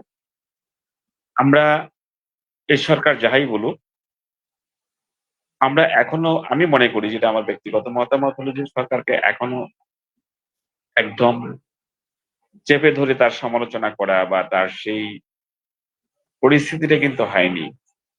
5ই আগস্টের পর বাংলাদেশের আইন শৃঙ্খলা পরিস্থিতি যেভাবে ভেঙে পড়েছে, এদেশে আইন বলতে কিছু ছিল না। এরপর যখন অন্তর্বর্তী সরকার ক্ষমতা গ্রহণ করে, এরপরেও কিন্তু আমরা দেখেছি প্রায় 17-18 মাস বাংলাদেশের আইন শৃঙ্খলা পরিস্থিতি, পুলিশ বলেন বা অন্য অন্য সংস্থা বলেন, সবাইকেই কিন্তু কোনো না কোনো ভাবে মবের শিকার হতে হয়েছে। ইভেন বাংলাদেশের সবচেয়ে যে বাহিনীটার পোশাক দেখলে বা রাস্তায় দেখলে 1 কিলোমিটারের মধ্যে মানুষ হাঁটা চলা করতে ভয় পেতেন, এক ধরনের আতঙ্ক থাকতেন, এটা একটা সম্মানের জায়গা থেকে হোক আর তারা তাদের অবস্থানের জায়গা থেকে হোক, সেই সেনাবাহিনীকেও কিন্তু আমরা মবের জায়গায় নিয়ে এসেছি। তাদের সাথেও কিন্তু আমরা মব করেছি। গৌরাঙ্গ দেবনাথ দাদা, এইটা কিন্তু আমাদের ভুলে গেলে চলবে না। যারা বাংলাদেশের অতন্ত্র প্রহরী, সেই সেনাবাহিনীকেও কিন্তু আমরা নাম ধরে সামনে গিয়ে নানান ভাবে তাদেরকে নানান কথা বলেছি, তাদের সাথে মব সৃষ্টি করার চেষ্টা করা হয়েছে। তো আইন শৃঙ্খলা পরিস্থিতি যতক্ষণ পর্যন্ত স্টেবল না হবে, যতক্ষণ পর্যন্ত আইনের শাসন প্রতিষ্ঠা না হবে, ততক্ষণ পর্যন্ত এই ধরনের উগ্রপন্থা বা সংঘবদ্ধ এই যে বিশৃঙ্খলা, এইগুলো সমাজে চলতে থাকবে, এগুলো সমাজে বিস্তার লাভ করবে। কিন্তু হ্যাঁ, নতুন সরকার এসছে, আমরা সরকারের মাননীয় প্রধানমন্ত্রীর যে অঙ্গীকার, তার যে চিন্তা চেতনা, তার যে কথাবার্তা, জনগণের কাছে তার যে অঙ্গীকার, এগুলো আমরা বাস্তবায়ন দেখতে চাই। যদি তাই না হয়, তাহলে এই বাংলাদেশ আর একটি সুন্দর বাংলাদেশ কিন্তু থাকবে না। মাননীয় স্বরাষ্ট্রমন্ত্রী বারবার বলে যাচ্ছেন, কিন্তু অ্যাকশন হচ্ছে না। আইন শৃঙ্খলা বাহিনী এখনো কিন্তু ততটা তৎপর নয়, আমরা দেখতে পাচ্ছি। কেন এটা হচ্ছে সেটাও বোঝার অনেকগুলো কারণ আছে। কারণ দীর্ঘদিন একটা ধাপে চলার পর হঠাৎ করে 1 মাস 15 দিন 20 দিনে কিন্তু একটা সরকারের সেই পরিস্থিতি চেঞ্জ করার ক্যাপাবল তারা রাখে না প্রশাসন। প্রশাসনের মধ্যেও তো নানান রকম সমস্যা আছে। এরপর ধরেন যে এখনো একটা গোষ্ঠী চাচ্ছে কিছু উগ্রপন্থা তৈরি করে, তারা মব সৃষ্টি করে এদেশে একটা বিশৃঙ্খলা তৈরির চেষ্টা করছে। এই যে নির্বাচন পরবর্তী যে সরকার এসছে, এই সরকারকেও কিন্তু তারা বিতর্ক করার চেষ্টা করছে। অতএব সরকারকে এই জায়গাগুলোতে চ্যালেঞ্জ নিতে হবে, আরো দায়িত্বশীল হতে হবে, আরো কঠোর হতে হবে, আরো কৌশলী হতে হবে। কৌশল ছাড়া কিন্তু এটা করা সম্ভব না। আমি আমার আদর্শগতভাবে আমি একটা স্লোগান দিতে পারি। আমার সেই স্লোগান যদি দেশ বিরোধী হয়, রাষ্ট্রবিরোধী হয়, রাষ্ট্রের আইন আছে, প্রচলিত আইন অনুযায়ী আমার বিচার হতে পারে, আমাকে একদম প্রশাসন গ্রেফতার করতে পারে। তো এই এটা নিয়ে এটা এক ধরনের, আমি মনে করি রাষ্ট্রকে প্রশ্নবিদ্ধ করা, সমাজকে একটা বিশৃঙ্খল পরিস্থিতি তৈরি করা, এই যে উস্কে দেওয়া পরিস্থিতি, এটা আসলে আমাদের সকলকে গভীরভাবে এক ভাবনায় কিন্তু ফেলে দিয়েছে। আমি আশা করব যে এই সরকারের যারা দায়িত্বশীল আছেন, বিশেষ করে স্বরাষ্ট্রমন্ত্রী, তাকে আরো দায়িত্বশীল, কৌশলী এবং কঠোর হতে হবে। তবে আমি নাইমের সাথে একটু যোগ করতে চাই একটা কথা। নাইম বলছে যে আসলে নতুন সরকার, হয়তো রমজান মাস চলছে, নানা কারণে সরকারও হয়তো ভাবছে, দেখছে, তাদেরও এক ধরনের বোঝাপড়ার বিষয় আছে। আমরা আশা করব যে হয়তো 2-1 মাসের মধ্যে পরিস্থিতিটা আরো উন্নত হবে এবং সরকার কঠোরভাবে এইসব নিয়ন্ত্রণ করবে। এটা আমরা আশা রাখি। একদম আর যদি না হয় তাহলে কিন্তু এই দেশ আর ভালো কিছু পাবে, এই দেশ স্থিতিশীল হবে, এই দেশ সেই স্বাধীনতার ৭১-এর যে স্বাধীনতা যুদ্ধের যে প্রত্যাশা, আমাদের যে সুন্দর সার্বভৌমত্ব, সেটা কিন্তু আর থাকবে না। সেটা নষ্ট হয়ে যাবে। অতএব একদম অনেক এই যে একজন একজন তথ্যমন্ত্রীর সামনে চিটাগাঙ্গে যে ঘটনাটা ঘটেছে, এইটাও তো অপ্রত্যাশিত। আর একটা বিষয় হলো দাদা, আমি আরেক মিনিট কথা বলতে চাই, সেটা হলো যে দেখেন, কোন সরকারই কিন্তু তার একক নিয়ন্ত্রণে রেখে দেশ বা রাষ্ট্র চালাতে পারে না, সেখানে যদি জনগণের অংশগ্রহণ, জনগণের সহযোগিতা না থাকে। আমাদের যারা জনগণ, আমাদেরও একটু সহযোগিতা করতে হবে এই সরকার। হুট করে আমরা চাইলেই কিন্তু এই সরকারকে পারবো না যে সরকারের কাছে যা ইচ্ছে তাই পাবো। আমরা মানুষ হিসাবে, জাতি হিসাবে আমরা আমাদের যে দায়িত্বশীল, দায়িত্ববোধ, আইনের দৃষ্টতা বা মানবিকতা, মানবাধিকার, এই জায়গাগুলোতে আমাদের নিজেদের একটু বোধ থাকতে হবে, উপলব্ধি থাকতে হবে। এই উপলব্ধি না থাকলে কিন্তু যা হওয়ার তাই হবে। এর বাইরে আমাদের যাওয়ার কোনো সুযোগ থাকবে না। ধন্যবাদ। অনেক ধন্যবাদ। আমরা একটু সবাই একটু মিউট থাকবেন, তাহলে সাউন্ড রিফ্লেক্স হবে না। আমরা একটু আসতে চাই আবার একটু ব্রাহ্মণবাড়িয়ায়। ব্রাহ্মণবাড়ি থেকে যুক্ত হয়েছেন একজন সংস্কৃত সেবী, তিনি হচ্ছেন আনিসুল হক রিপন, যিনি ব্রাহ্মণবাড়িয়ার অঙ্কুর স্টুডিওর স্বত্বাধিকারী এবং অঙ্কুর প্রতিষ্ঠাতা সভাপতি। রিপন ভাই, আপনি নিশ্চয়ই শুনেছেন, দেরিতে যুক্ত হয়েছেন। আসলে আজকের বিষয়বস্তু হচ্ছে যে মব সন্ত্রাস, যেটি স্বরাষ্ট্রমন্ত্রী মহোদয় গত 17 ফেব্রুয়ারির দায়িত্ব নিয়েই বলেছিলেন এদেশে আজকে থেকে মব সন্ত্রাসের কবরচিত হবে, অর্থাৎ এটি আর চলবে না। কিন্তু গত 19-20 দিনের এই সরকার, একেবারে নতুন সরকার, এখনো বলা যায় এটি আতুর ঘরে আছে। এরপরেও কিন্তু মব সন্ত্রাস একের পর এক চলছে। বিশেষ করে গতকাল বঙ্গবন্ধুর ভাষণ, যেটি ঐতিহাসিক 7ই মার্চের ভাষণ, এই ভাষণকে কেন্দ্র করে একেবারে শাহবাগ থানার সামনে যে ঘটনাটি ঘটেছে, এই ঘটনায় আবারও এই মব সন্ত্রাস নিয়ে দেশে এবং বিদেশে কিন্তু কঠোর সমালোচনা শুরু হয়েছে। তাহলে মব সন্ত্রাস বন্ধে স্বরাষ্ট্রমন্ত্রীর ঘোষণাটি কেন বাস্তবায়ন হচ্ছে না? বাস্তবতার সঙ্গে কেন এর মিল খুঁজে পাচ্ছেন? একজন সংস্কৃতি কর্মী হিসেবে আপনি কি চান যে মব সন্ত্রাস এভাবে চলতে থাকুক? অনেক ধন্যবাদ। গৌরাঙ্গদা, আমাকে শোনা যাচ্ছে? জি জি, শুনতে পাচ্ছি। আচ্ছা, আজকের এই চমৎকার টক শোতে যারা উপস্থিত হয়েছেন আজকের এই টক শো প্যানেলে, সবার প্রতি আমার আন্তরিক কৃতজ্ঞতা। সবাইকে রমজানুল মোবারক। আর বিশেষ করে আমি আমার দুজন প্রিয় মানুষকে দেখতে পাচ্ছি এখানে। চিটাগং থেকে যুক্ত হয়েছেন সোহাগ আরফিন ভাই, নবীনগরের আমার আরেক সাংবাদিক নেতা টিটু ভাই, এবং আহ, দুজন আমি দেখছি, যদিও আমি এই মুহূর্তে বলতে পারছি না, নাম বলতে পারছি না, সেজন্য আমি সরি। আর যে বিষয়টা নিয়ে গৌরাঙ্গ দাদা কথা বলেছেন, দেশের পরিস্থিতি, মব নিয়ে, আসলে আমি ব্যক্তিগতভাবে মব শব্দটার সাথে পরিচিত ছিলাম। এটি এই যে জুলাই আন্দোলনের পরে এই মবটা সম্পর্কে আমরা জ্ঞাত হয়েছি, বা আমি জ্ঞাত হয়েছি। এই শব্দটা আমার কাছে খুবই নতুন একটা শব্দ, এবং এই শব্দটাকে মিনিং খুঁজতে গিয়ে আমি খুবই বিব্রতকর একটা পরিস্থিতিতে পড়ে গেছি। মানে মব মানে হোয়াট ইজ দিস? একটা মানুষকে অযথা, মানুষের রাস্তাঘাটে এখানে সেখানে একটা মানুষকে অপদস্থ করা, তার সম্মান হানি করা, আর তাকে যাচ্ছে তাই ভাবে ব্যবহার করা, মানে এটা তো আমাদের দেশে চলতে পারে না। এটা সভ্য দেশের আচরণ, এটা কখনোই হতে পারে না। কিন্তু যে সময়টাতে এগুলো হয়েছে বিভিন্ন ভাবে, এটা খুবই অনাকাঙ্ক্ষিত। কোনো রাষ্ট্রীয় স্বীকৃতি সেটা নয়, কোনো সাধারণ মানুষ এটা স্বীকৃতি দিতে পারে না। এবং আমরা, বিশেষ করে আমি একজন সংস্কৃতি কর্মী হিসেবে যা বলছিলেন, আসলে আমি বলবো যে সংস্কৃতি নিয়ে আমরা যারা কাজ করি, আমরা এটা দেশকে গঠনের জন্য চিন্তা ভাবনা করি যে একটা দেশ কিভাবে আমরা সামনের দিকে এগিয়ে নিয়ে যাব।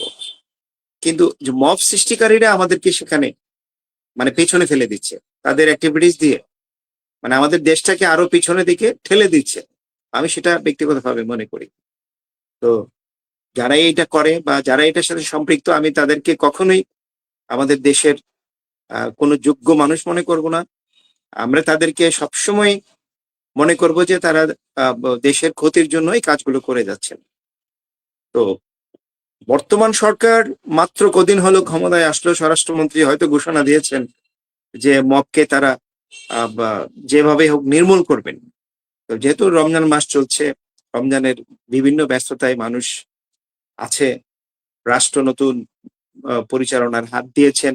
আমার মনে হয় যে তারেক রহমান যেখানে আজকে দেশ পরিচালনার ভার নিয়েছেন, আমার বিশ্বাস তারেক রহমান যদি ইচ্ছে করে এ দেশ থেকে মব না, শুধু যত ধরনের কুকীর্তি, দুর্নীতি, সন্ত্রাস, মাদক, যেগুলো আমাদেরকে মানে পিছনের দিকে ফেলে দেওয়ার মতন কাজগুলো আছে, সেগুলো ইচ্ছে করলেই প্রধানমন্ত্রী তারেক রহমান সেগুলো নির্মূল করতে পারবেন। এবং যারাই এই সরকারের সাথে সম্পৃক্ত আছেন, বিভিন্ন মন্ত্রী, উপমন্ত্রী, প্রতিমন্ত্রী, এমপি মহোদয়গণরা, তারাও যদি ব্যক্তিগতভাবে সচেষ্ট হন, সব দিকে খোঁজ খবর রাখেন, আমার মনে হয় যে এই বিষয়গুলো বাংলাদেশ থেকে বিতাড়িত হবে। আমার বিশ্বাস, আমি চাই, আমি এবং আমরা সবাই চাই এ দেশে কোনো মানুষ যেন এভাবে মানে হেনস্থার শিকার না হয়। প্রত্যেকটা মানুষের যে অধিকার রয়েছে, সে অধিকার প্রতিষ্ঠার জন্য যেন তাকে সুযোগ দেওয়া হয়। আমরা যেন সবাই মিলেমিশে এই সুন্দর বাংলাদেশটাকে এগিয়ে নিয়ে যেতে পারি, এই চেষ্টা যেন আমরাও করি সরকারের পাশাপাশি। যেমন আমার আগের বক্তা বলে গেছেন যে সরকারকে সহযোগিতা করতে হবে আমাদের। আমরা যে যে অবস্থায় আছি, যার যার অবস্থান থেকে যদি আমরা এই দেশকে ভালোবাসি, তাহলে আমাদের অবস্থান থেকে এই দেশকে সহযোগিতা করতে হবে, সরকারকে সহযোগিতা করতে হবে। তাহলে এই দেশটা সুন্দর করে গড়ে উঠবে এবং আমরা একটি নতুন বাংলাদেশ এর স্বপ্ন দেখতে পারবো। এটা স্বপ্নের বাস্তবায়ন হবে, এটাই আমার প্রত্যাশা। এবং আমি আর বেশি কিছু বলছি না, যেহেতু আমি কারো আলোচনায় খুব একটা বেশি।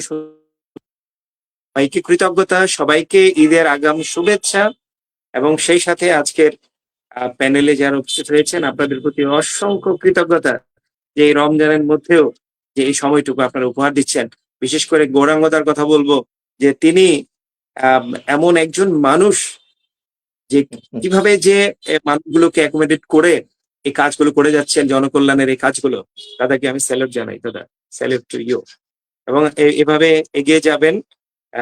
আমরা আছি আপনার পাশে, সবসময় আছি। যখনই ডাকবেন তখনই আপনার পাশে পাবেন, এই প্রত্যাশা রেখে আমি আমার কথা শেষ করছি। ধন্যবাদ সবাইকে। অনেক ধন্যবাদ। আমরা শেষ করবো অনুষ্ঠানটি। প্রত্যেকের কাছ থেকে একটু 2 মিনিট করে সেকেন্ড রাউন্ড আপে আমরা সবসময় যেটি করে থাকি যে কনক্লুশনে আমরা আলোচকদের কাছ থেকে কিছু সুনির্দিষ্ট বক্তব্য বা প্রস্তাবনা আশা করি। সেটি হচ্ছে যে মব সন্ত্রাস বন্ধে স্বরাষ্ট্রমন্ত্রীর ঘোষণা নিশ্চয়ই বাস্তবায়িত হবে, এবং যেটি আমাদের প্রায় সব আলোচকে বলেছেন যে সরকার হয়তোবা একটু কৌশলী ভাবে, যেহেতু মাত্র 20-21 দিনের একটি সরকার, তারা ঈদের পর হয়তো যেটাকে আমরা বলি চিরুনি অভিযান, ইতিমধ্যে কিন্তু অনেক জায়গায় চিরুনি অভিযান শুরু হয়েছে। ঢাকার মোহাম্মদপুরে কিন্তু আমরা প্রতিদিনই সেটি দেখছি। তো সেটি আমার মনে হয় যে অল অ্যাটাকিং যে একটা পরিকল্পনা নিয়ে সরকার কাজটা শুরু করবে, সেটি আমি ব্যক্তিগতভাবে বিশ্বাস করি যে ঈদের পর হয়তোবা বর্তমান সরকার মব সন্ত্রাস চিরতরে বন্ধে একটি ব্যবস্থা নেবে। আমি এই বিষয়ে যেটি এখন আলোচনা করতে চাই সবার কাছ থেকে সর্বোচ্চ 2 মিনিট করে, সেটি হচ্ছে যে মব সন্ত্রাসের পেছনে যে বিষয়টি সবচেয়ে বেশি আপনার আ আজহার ভাই কি এবার চলে গেলেন নাকি? আচ্ছা, আজহার ভাই।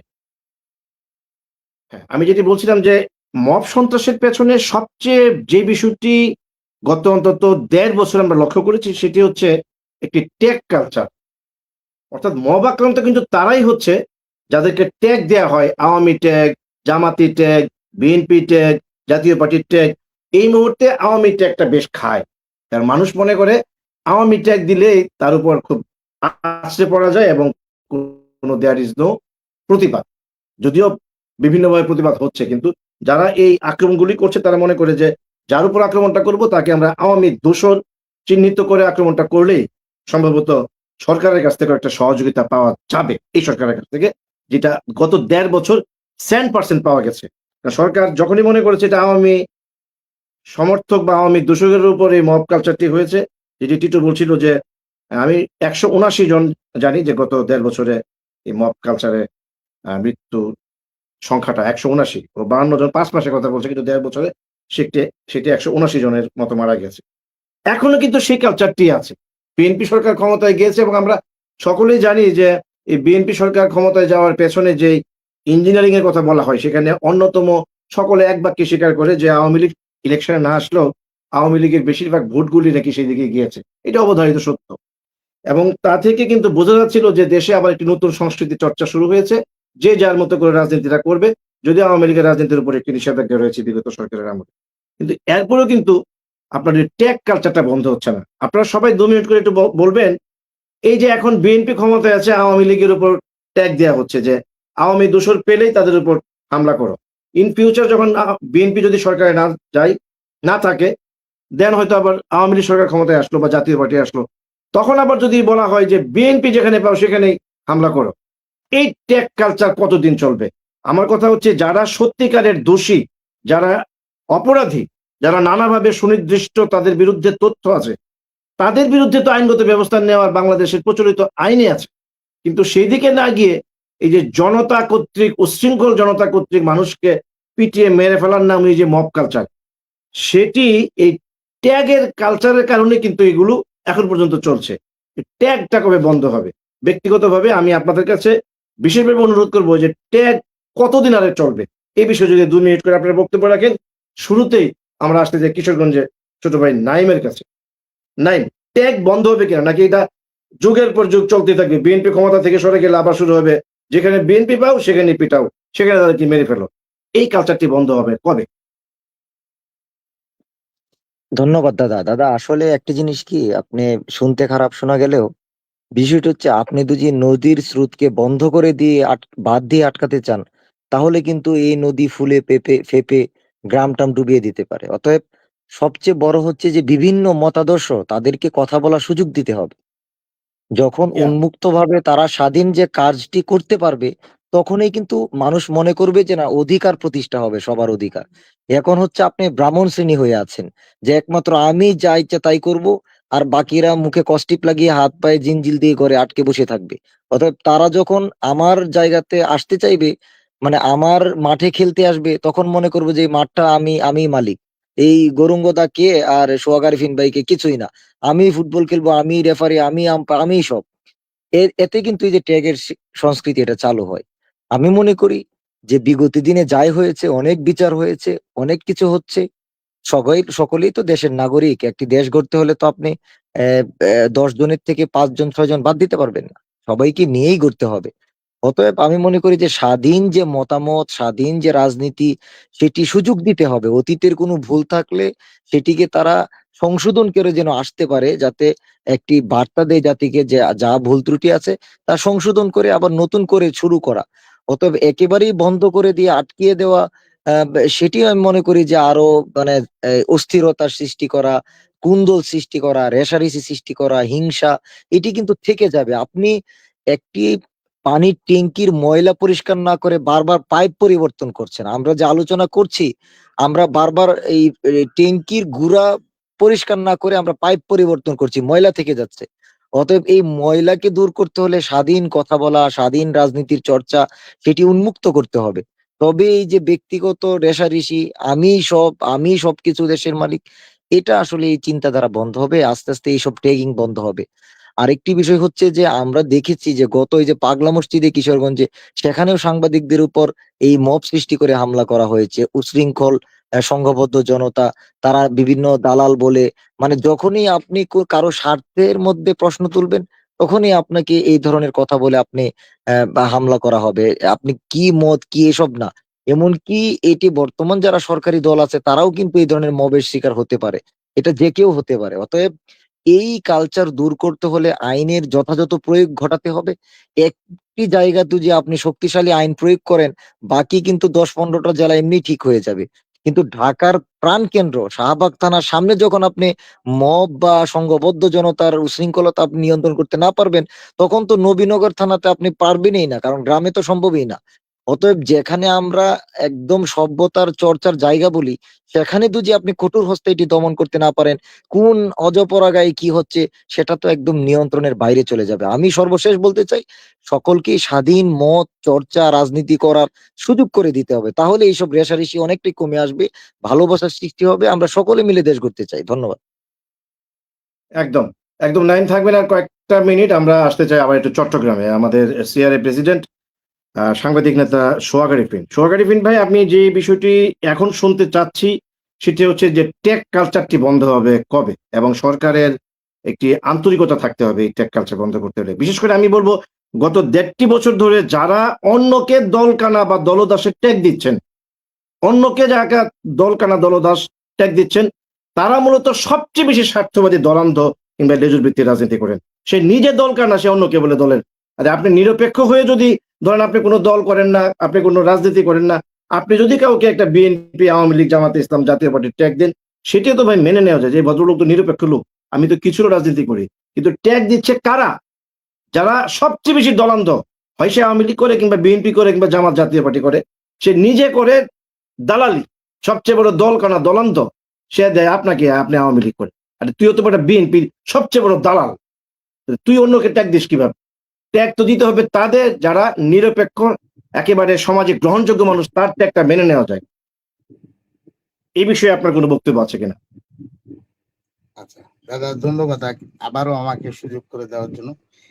দেখেন, ওই ট্যাগিং আর মব, এই দুটোটা আমার কাছে একেবারেই সিমিলার মনে হয়। তার কারণ হচ্ছে এই দুটোটা থেকে ভালো বাণিজ্য হয়। হ্যাঁ, এই বাণিজ্যটা যখন এখন বুঝতে পারছে এক শ্রেণীর মানুষ একটা বাণিজ্য করতেছে, এই ট্যাগিং মবিং, এটা কিন্তু এক শ্রেণীর মানুষ করতেছে, কারো না কারো ইশারায় করতেছে, ঠিক আছে? এবং তারা মানে এতটাই শক্তিশালী, দেখেন তারা আমরা ইন্টারিয়াম গভর্নমেন্টের সময় দেখছি কেউ থানার মধ্যে বসে খুব দাম্ভিকতার সাথে বলছে, হ্যাঁ, যে আমরা এটা করছি, পুলিশ মেরে ফেলছি, ইয়ে করে ফেলছি, ঠিক আছে? তো ওই ওই ব্যাপারে তো কোনো ব্যবস্থা হয় নাই। এখন দুঃখটা তো ভাই এই জায়গায়, একটা ছেলে বলতেছে আমি থানা পুড়ে ফেলাইছি, না না, আমি থানা পুড়ে ফেলাইছি, আমি মানুষ মেরে ফেলাইছি, তার ব্যাপারে কোন সরকার কোনো ব্যবস্থা নিচ্ছে না। এটা কোন দেশে আছে রে ভাই? ওর এই বিচারটা যখন হচ্ছে না, তখন জলিল কলিল এরাও বলতেছে আমরাও তাহলে এরকম একটা সিস্টেম নেই, ঠিক আছে, তো এটা হচ্ছে চলতে থাকতেছে, কারণ এটাতে বাণিজ্য হচ্ছে, বিভিন্ন দিকে বাণিজ্য হচ্ছে, ফায়দা আছে। তো ফায়দার রাস্তা, এই অনৈতিক ভাবে ফায়দার রাস্তা তো কেউ বন্ধ করতে চায় না, কেউ চায় না। দেখেন, এই যে বলতেছে আমার ভাই নাইম বলতেছে, শাহবাগের মতো একটা থানার পাশে মাইক বাজাইছে, এটা সহ্য করতে পারতেছে না। অথচ চিটাগে দিনে দুপুরে আমাদের এক ব্যবসায়ীর বাড়ির মধ্যে খুব অত্যাধুনিক রাইফেল দিয়ে গুলি করা হয়েছে, এক ব্যবসায়ীর বাসায় দুইবার। ঠিক আছে, তো এইটা বরদাস্ত হইতেছে, কিন্তু মাইকের আওয়াজটা বরদাস্ত হইতেছে না। ঠিক আছে, আবার দেখেন স্বরাষ্ট্রমন্ত্রী কাজ করতেছে, যেমন ধরেন প্রথম আলোতে উনি গিয়ে ওখানে স্পষ্টভাবে বলেছেন যে 2 মাসের মধ্যে এটা তদন্ত প্রতিবেদন রিপোর্ট দিতে হবে। খুব সুন্দর, অনেক সাংবাদিকরা খুশি হয়েছেন, কারণ মানে সাংবাদিকদের অবস্থা এত খারাপ এখন। ঠিক আছে, অনেক সাংবাদিকরা ওনার কথাটাতে খুশি হয়েছে এবং ভাবছে যে এখন আস্তে আস্তে নতুন কিছু হবে। হ্যাঁ, তাহলে দেখেন, আমরা ভাবতেছি এরপরে আবার আরেকটা সমস্যা তৈরি হয়ে যাচ্ছে। হ্যাঁ, তো ওই তৎনগদ কিছু ওই বলে না যে আমাদের ওই ইন্ডিয়াতে একটা বলে যে খুব দ্রুত কাজ করতেছে, আয়রন ম্যান, স্টিল ম্যান, এরকম হইতে হবে স্বরাষ্ট্রমন্ত্রী মহোদয়কে। তাৎক্ষণিক কিছু কর্মকাণ্ড করতে হবে। ওপেন বাড়ির মধ্যে দিনে দুপুরে এসে অত্যাধুনিক রাইফেল নিয়ে গুলি করলো। ঠিক আছে, উনি দ্রুত চট্টগ্রামে আসা উচিত, আইসে চট্টগ্রামে দাঁড়ায় বলা উচিত যে আগামী 48 ঘন্টার মধ্যে এদেরকে একটা অবস্থানে আমি চাই। ঠিক আছে, এই ধরনের কিছু কাজ করা উচিত, তাহলে জনগণ ওনার কথা এবং কাজে সন্তুষ্ট থাকবে। কিন্তু নতুন ওই আজহার ভাই, আমাদের বড় ভাই যেটা বললেন, এটাও সত্য কথা, সরকারের বয়স তো খুব বেশি দিন না। ঠিক আছে, তাহলে আমাদের সবার সর্বমত ভাবে সহযোগিতাও করা প্রয়োজন। ধন্যবাদ দাদা।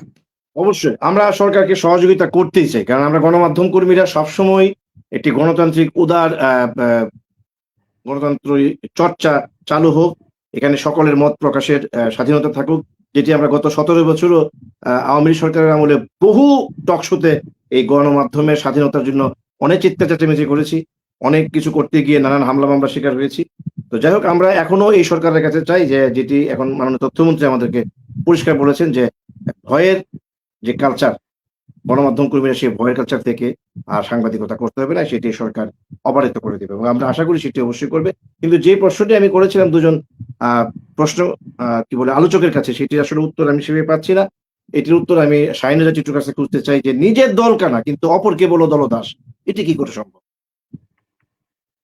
তুমি নিজে দলান্ধ, অন্যকে কিভাবে বলো যে তুমি দল কানা? আগে নিজে ভালো হোক। যে ধন্যবাদ দাদা আমার সুযোগ দেওয়ার জন্য। পৃথিবীকে বদলাতে হলে সবার আগে নিজেকে বদলাতে হবে। আমরা মানুষকে বদলাতে চাই, কিন্তু নিজে বদলাই না।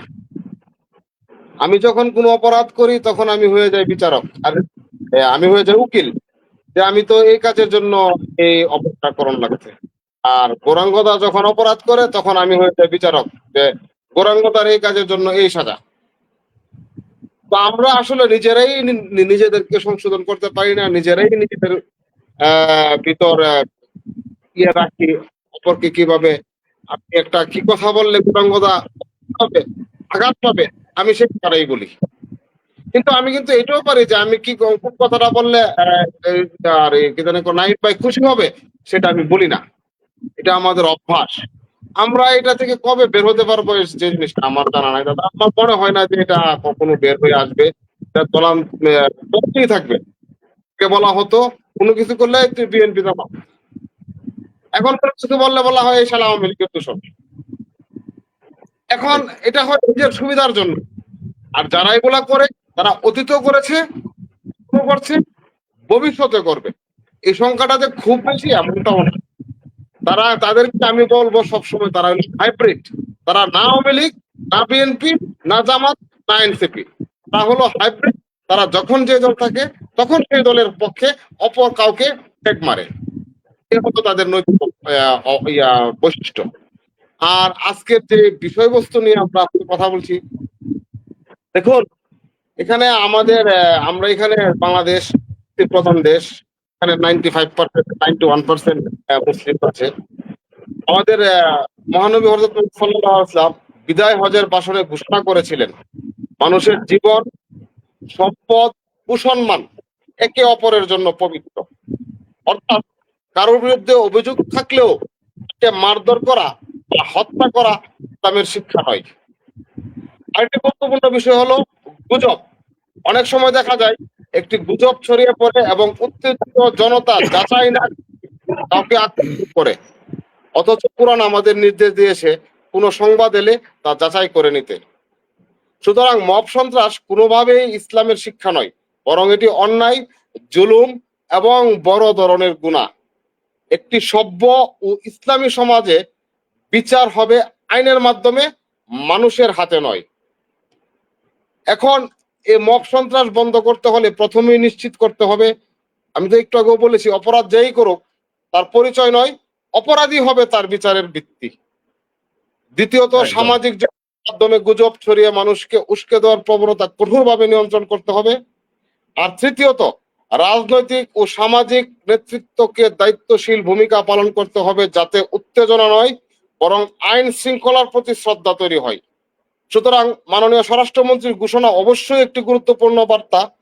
যদি জনগণ এখন কথার চেয়ে কাজ দেখতে চাই, যদি দ্রুত বিচার, দৃশ্যমান শাস্তি এবং প্রশাসনের কঠোরতা দেখা যায়, আসলে এই ঘোষণা বাস্তবায়নে রূপ নিতে পারে। অন্যথায় এটি কেবল আরেকটি ঘোষণায় সীমাবদ্ধ থাকবে। আজকে আমাদের তাই স্পষ্ট প্রশ্ন, মব সন্ত্রাস বন্ধে কি আমরা সত্যিই নতুন এক বাস্তবতার দিকে এগোচ্ছি, নাকি আমাদের এখনো অপেক্ষা করতে হবে আরেকটি কার্যকর পদক্ষেপে? ধন্যবাদ সবাইকে, আলোচক বৃন্দকে ধন্যবাদ।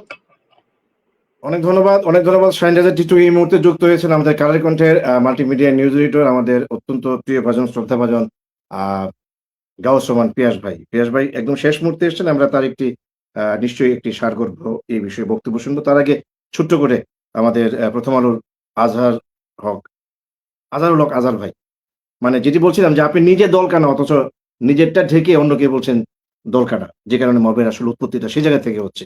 আপনি নিজে ভালো হচ্ছেন না, অথচ অপরকে খারাপ বলছেন। এই দলকানা থেকে বের হওয়ার কোনো রাস্তা আছে কিনা? করা তো দলটা তো যারা করেন, আমরা তো মনে করি যে একজন মানুষ রাজনীতি করে তার আদর্শগত দিকে অবস্থান করে, কিন্তু বাংলাদেশের রাজনীতিতে সে অবস্থানটা নেই বিধায় কিন্তু এই পরিস্থিতি তৈরি হয়েছে।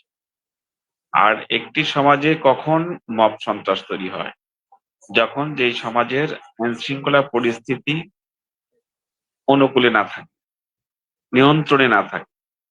কারণ গত 18 মাসের যে সরকার ছিল, আমি যদি বলতে যাই সেই সরকার নিজেই ছিল একটি মবের সরকার।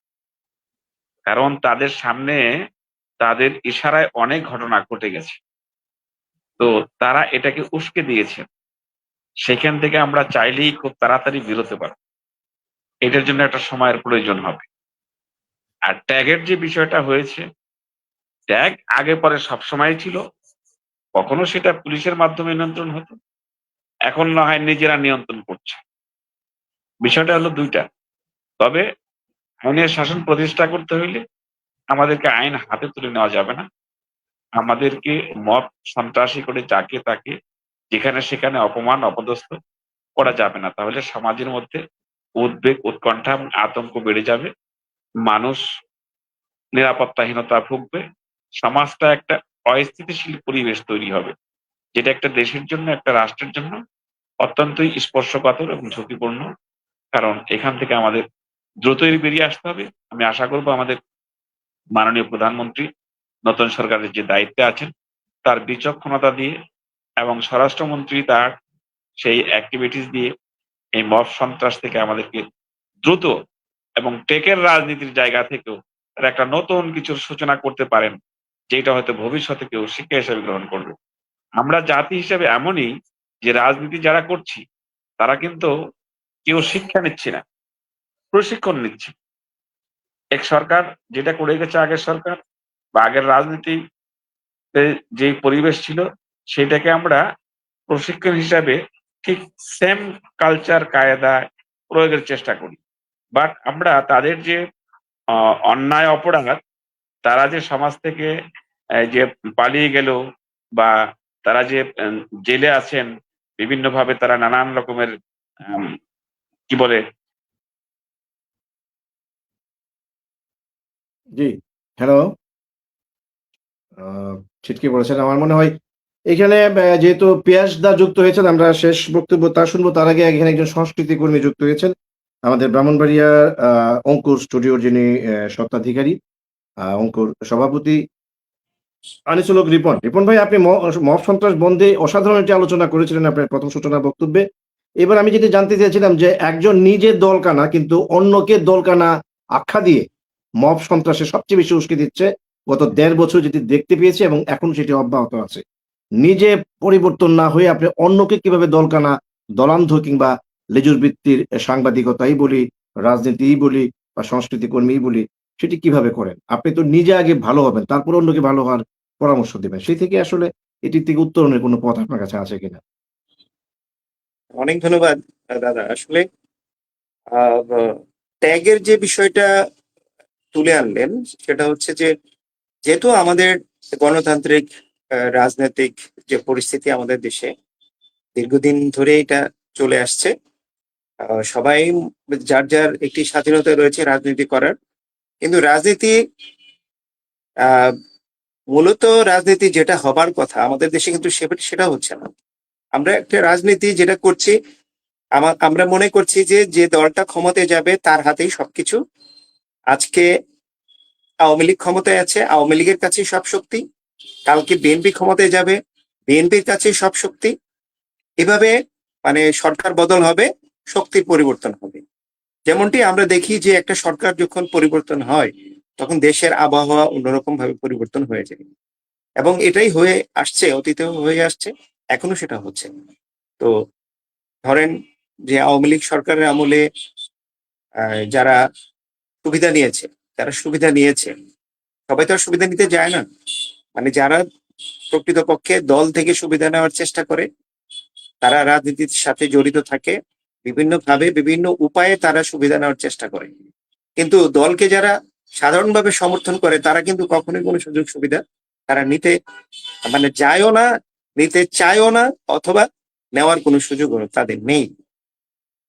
তো যারাই আওয়ামী লীগ সরকারের আমলে সুযোগ নিয়েছেন, কিছু কিছু লোক সরকার বদল হওয়ার পরে বিএনপি থেকেও সেই সুযোগ।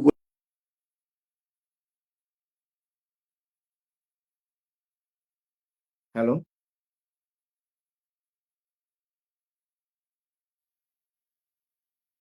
দাদা শুনতে পাচ্ছেন আমাকে? হ্যাঁ, হ্যাঁ, শুনতে পাচ্ছি। জি। হ্যাঁ, যা বলছিলাম যে গত আওয়ামী লীগ সরকারে যারা সুবিধাবাদী ছিলেন, এখন কিন্তু বিএনপির সাথে সুবিধা নেওয়ার জন্য বিএনপির সাথে তারা সম্পৃক্ত হচ্ছেন। কিন্তু তারাই আবার নেতাদেরকে বোঝাচ্ছেন যে ওই যে সে হলো দূষণ, আমি হলাম পরিষ্কার। মানে এই হচ্ছে বিষয়টা। আমরা ট্যাগ দেওয়ার চেষ্টা করি, যে কথা বলা হয়েছে, একটা মানুষকে ট্যাগ দিয়ে তাকে হেনস্থা করার যে একটা প্রক্রিয়া বা একটা সিস্টেম আমাদের সমাজে আছে, সেটা কিন্তু ওই কৌশলে সেটি আমরা লাগানোর চেষ্টা করি। তবে এটা খুবই অপরাধ, মারাত্মক অপরাধ। যে অপরাধ মব সন্ত্রাস নামে খ্যাত। সন্ত্রাস তো মানে বিশাল অপরাধের একটা চিত্র, তার সাথে মব সন্ত্রাস মানে মব সন্ত্রাস, এটা আরো বেশি মানে একটা মানে মারাত্মক অপরাধের একটি কার্যক্রম। তো মব বলেন, ট্যাগ লাগানো বলেন, এগুলো একই অর্থে আমরা প্রকাশ পাই, এবং সেগুলো একইভাবে চলে আসছে। এবং এগুলো সব খারাপ দিকগুলো থেকে আমাদেরকে পরিত্রাণ পেতে হবে। আমরা ওই যে টিটু ভাই বলেছেন না, যে আগে নিজে ভালো হন, তারপরে জগৎ ভালো হবে। আমাদের নিজেদেরকে আগে ভালো হতে হবে। আমরা যদি একটা সঠিকভাবে আমাদের পথটাকে আমরা এগিয়ে নিতে না পারি, তাহলে আমরা আরেকজনকে সেই পথে নিতে পারবো না, অথবা আরেকজনের ভালো মন্দ কাজের কথা আমিও বলতে পারবো না। অতএব আমি আগে ভালো হতে হবে।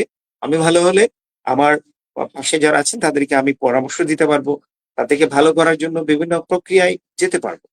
তো আমাদের আগে ঠিক, নিজে ঠিক, একদম, তারপরে আমাদের অন্যরা ঠিক হবে। একদম, একদম। আমরা এটাই চাচ্ছি যে আগে নিজেরা ভালো হব, নিজে আগে দল কানা মুক্ত থাকবো, দলদাস মুক্ত থাকবো, দলান্ধ হব না। তারপর অন্যকে বলবো যে ভাই আপনি তো দলকানা, আপনি তো দলান্ধ, আপনি তো লেজুর ভিত্তির রাজনীতি করেন। আমি নিজে সেটা করব, অন্যকে আবার সেটাই ট্যাগ দেবো, ট্যাগ দিয়ে মব সৃষ্টি করব। সেটি গত ১.৫ বছরে যা দেখেছি এবং এখনো সেটি চলমান রাখার কেউ চেষ্টা করছেন, কিন্তু বলা হচ্ছে যে এই স্বরাষ্ট্রমন্ত্রীর ঘোষণাও সেই মব সন্ত্রাস বন্ধে কোনো কার্যকর ভূমিকা রাখতে পারছে না। আমরা এবার শুনবো আমাদের যিনি এইমাত্র যুক্ত হয়েছেন, আমাদের বাংলাদেশের সবচেয়ে আলোচিত দৈনিক যেটিকে নিয়ে এখন সর্বমহলে আলোচনা হচ্ছে, দৈনিক কালের কণ্ঠের যিনি নিউজ এডিটর মাল্টিমিডিয়া, আমাদের গাউস রহমান পিয়াস ভাই, আমাদের ব্রাহ্মণবাড়িয়ার কৃতি সন্তান। পিয়াস দা, আপনি শেষের দিকে যুক্ত হয়েছেন। আজকের বিষয়বস্তু আমরা নির্ধারণ করেছি, মব সন্ত্রাস বন্ধে স্বরাষ্ট্রমন্ত্রীর ঘোষণাও কেন কার্যকর হচ্ছে না, বাস্তবতার সঙ্গে তার ঘোষণার কোনো মিল কেন আমরা খুঁজে পাচ্ছি না। কি বলবেন এখানে আসলে কোন জায়গায় আসলে আমাদের সমস্যাটা, যে মব সন্ত্রাস বিগত সরকারের আমলে যেটি ছিল সেটি না হয় সন্ত্রাসকে উস্কে দিয়েছে, যেটি এখন আমরা জানতে পারছি নানান তথ্যের মাধ্যমে, নানান রিপোর্টিং এর মাধ্যমে, যে কিছু কিছু উপদেষ্টারা নিজেরাই চাচ্ছিলেন যে মব সন্ত্রাস চালু থাকুক। কিন্তু এখন তো স্বরাষ্ট্রমন্ত্রী শুরুর দিন, প্রথম দিন ওত নিয়েই বলেছেন যে আজকে থেকে মব সন্ত্রাসের কবর রচিত করবে। তাহলে কেন কালকে বঙ্গবন্ধুর ভাষণকে কেন্দ্র করে একেবারে থানার সামনে শাহবাগের মতো একটি জায়গা, সেখানে এরকম একটি ভয়ানক মব কালচারে আবার আমরা দেখতে পেলাম? এর পেছনে কি কারণ, কিংবা এর উত্তরণের পথটা কি? গাউস রহমান পিয়াস। আচ্ছা, সবাইকে ধন্যবাদ। মাঝখানে অনেক আলোচনা হয়েছে, আমার কেন জানি মনে হয় হয়তো আমি যা বলবো রিপিট হয়ে যেতে পারে। তো সেই জায়গা থেকে বলছি, ধরেন বিএনপি নীতি নির্ধারণের পর্যায় থেকে যেভাবে বলা হচ্ছে, খুবই আশা জায়গা নিয়ে ভরসা পাই, কিন্তু প্রশাসনিক জায়গায় আমরা যা দেখতে পাচ্ছি তার কিন্তু কোনো ছাপ নেই আমি মনে করি। আমার কেন জানি মনে হচ্ছে যে বিএনপি যেভাবে চাইতেছে বা তারা কোনো ইমপ্রেশন তৈরি করতে পারছে না পুলিশ প্রশাসনের উপরে। এখানে এক ধরনের পুলিশ প্রশাসন আগের মতোই আচরণ করছে, বায়াজ আচরণ করছে।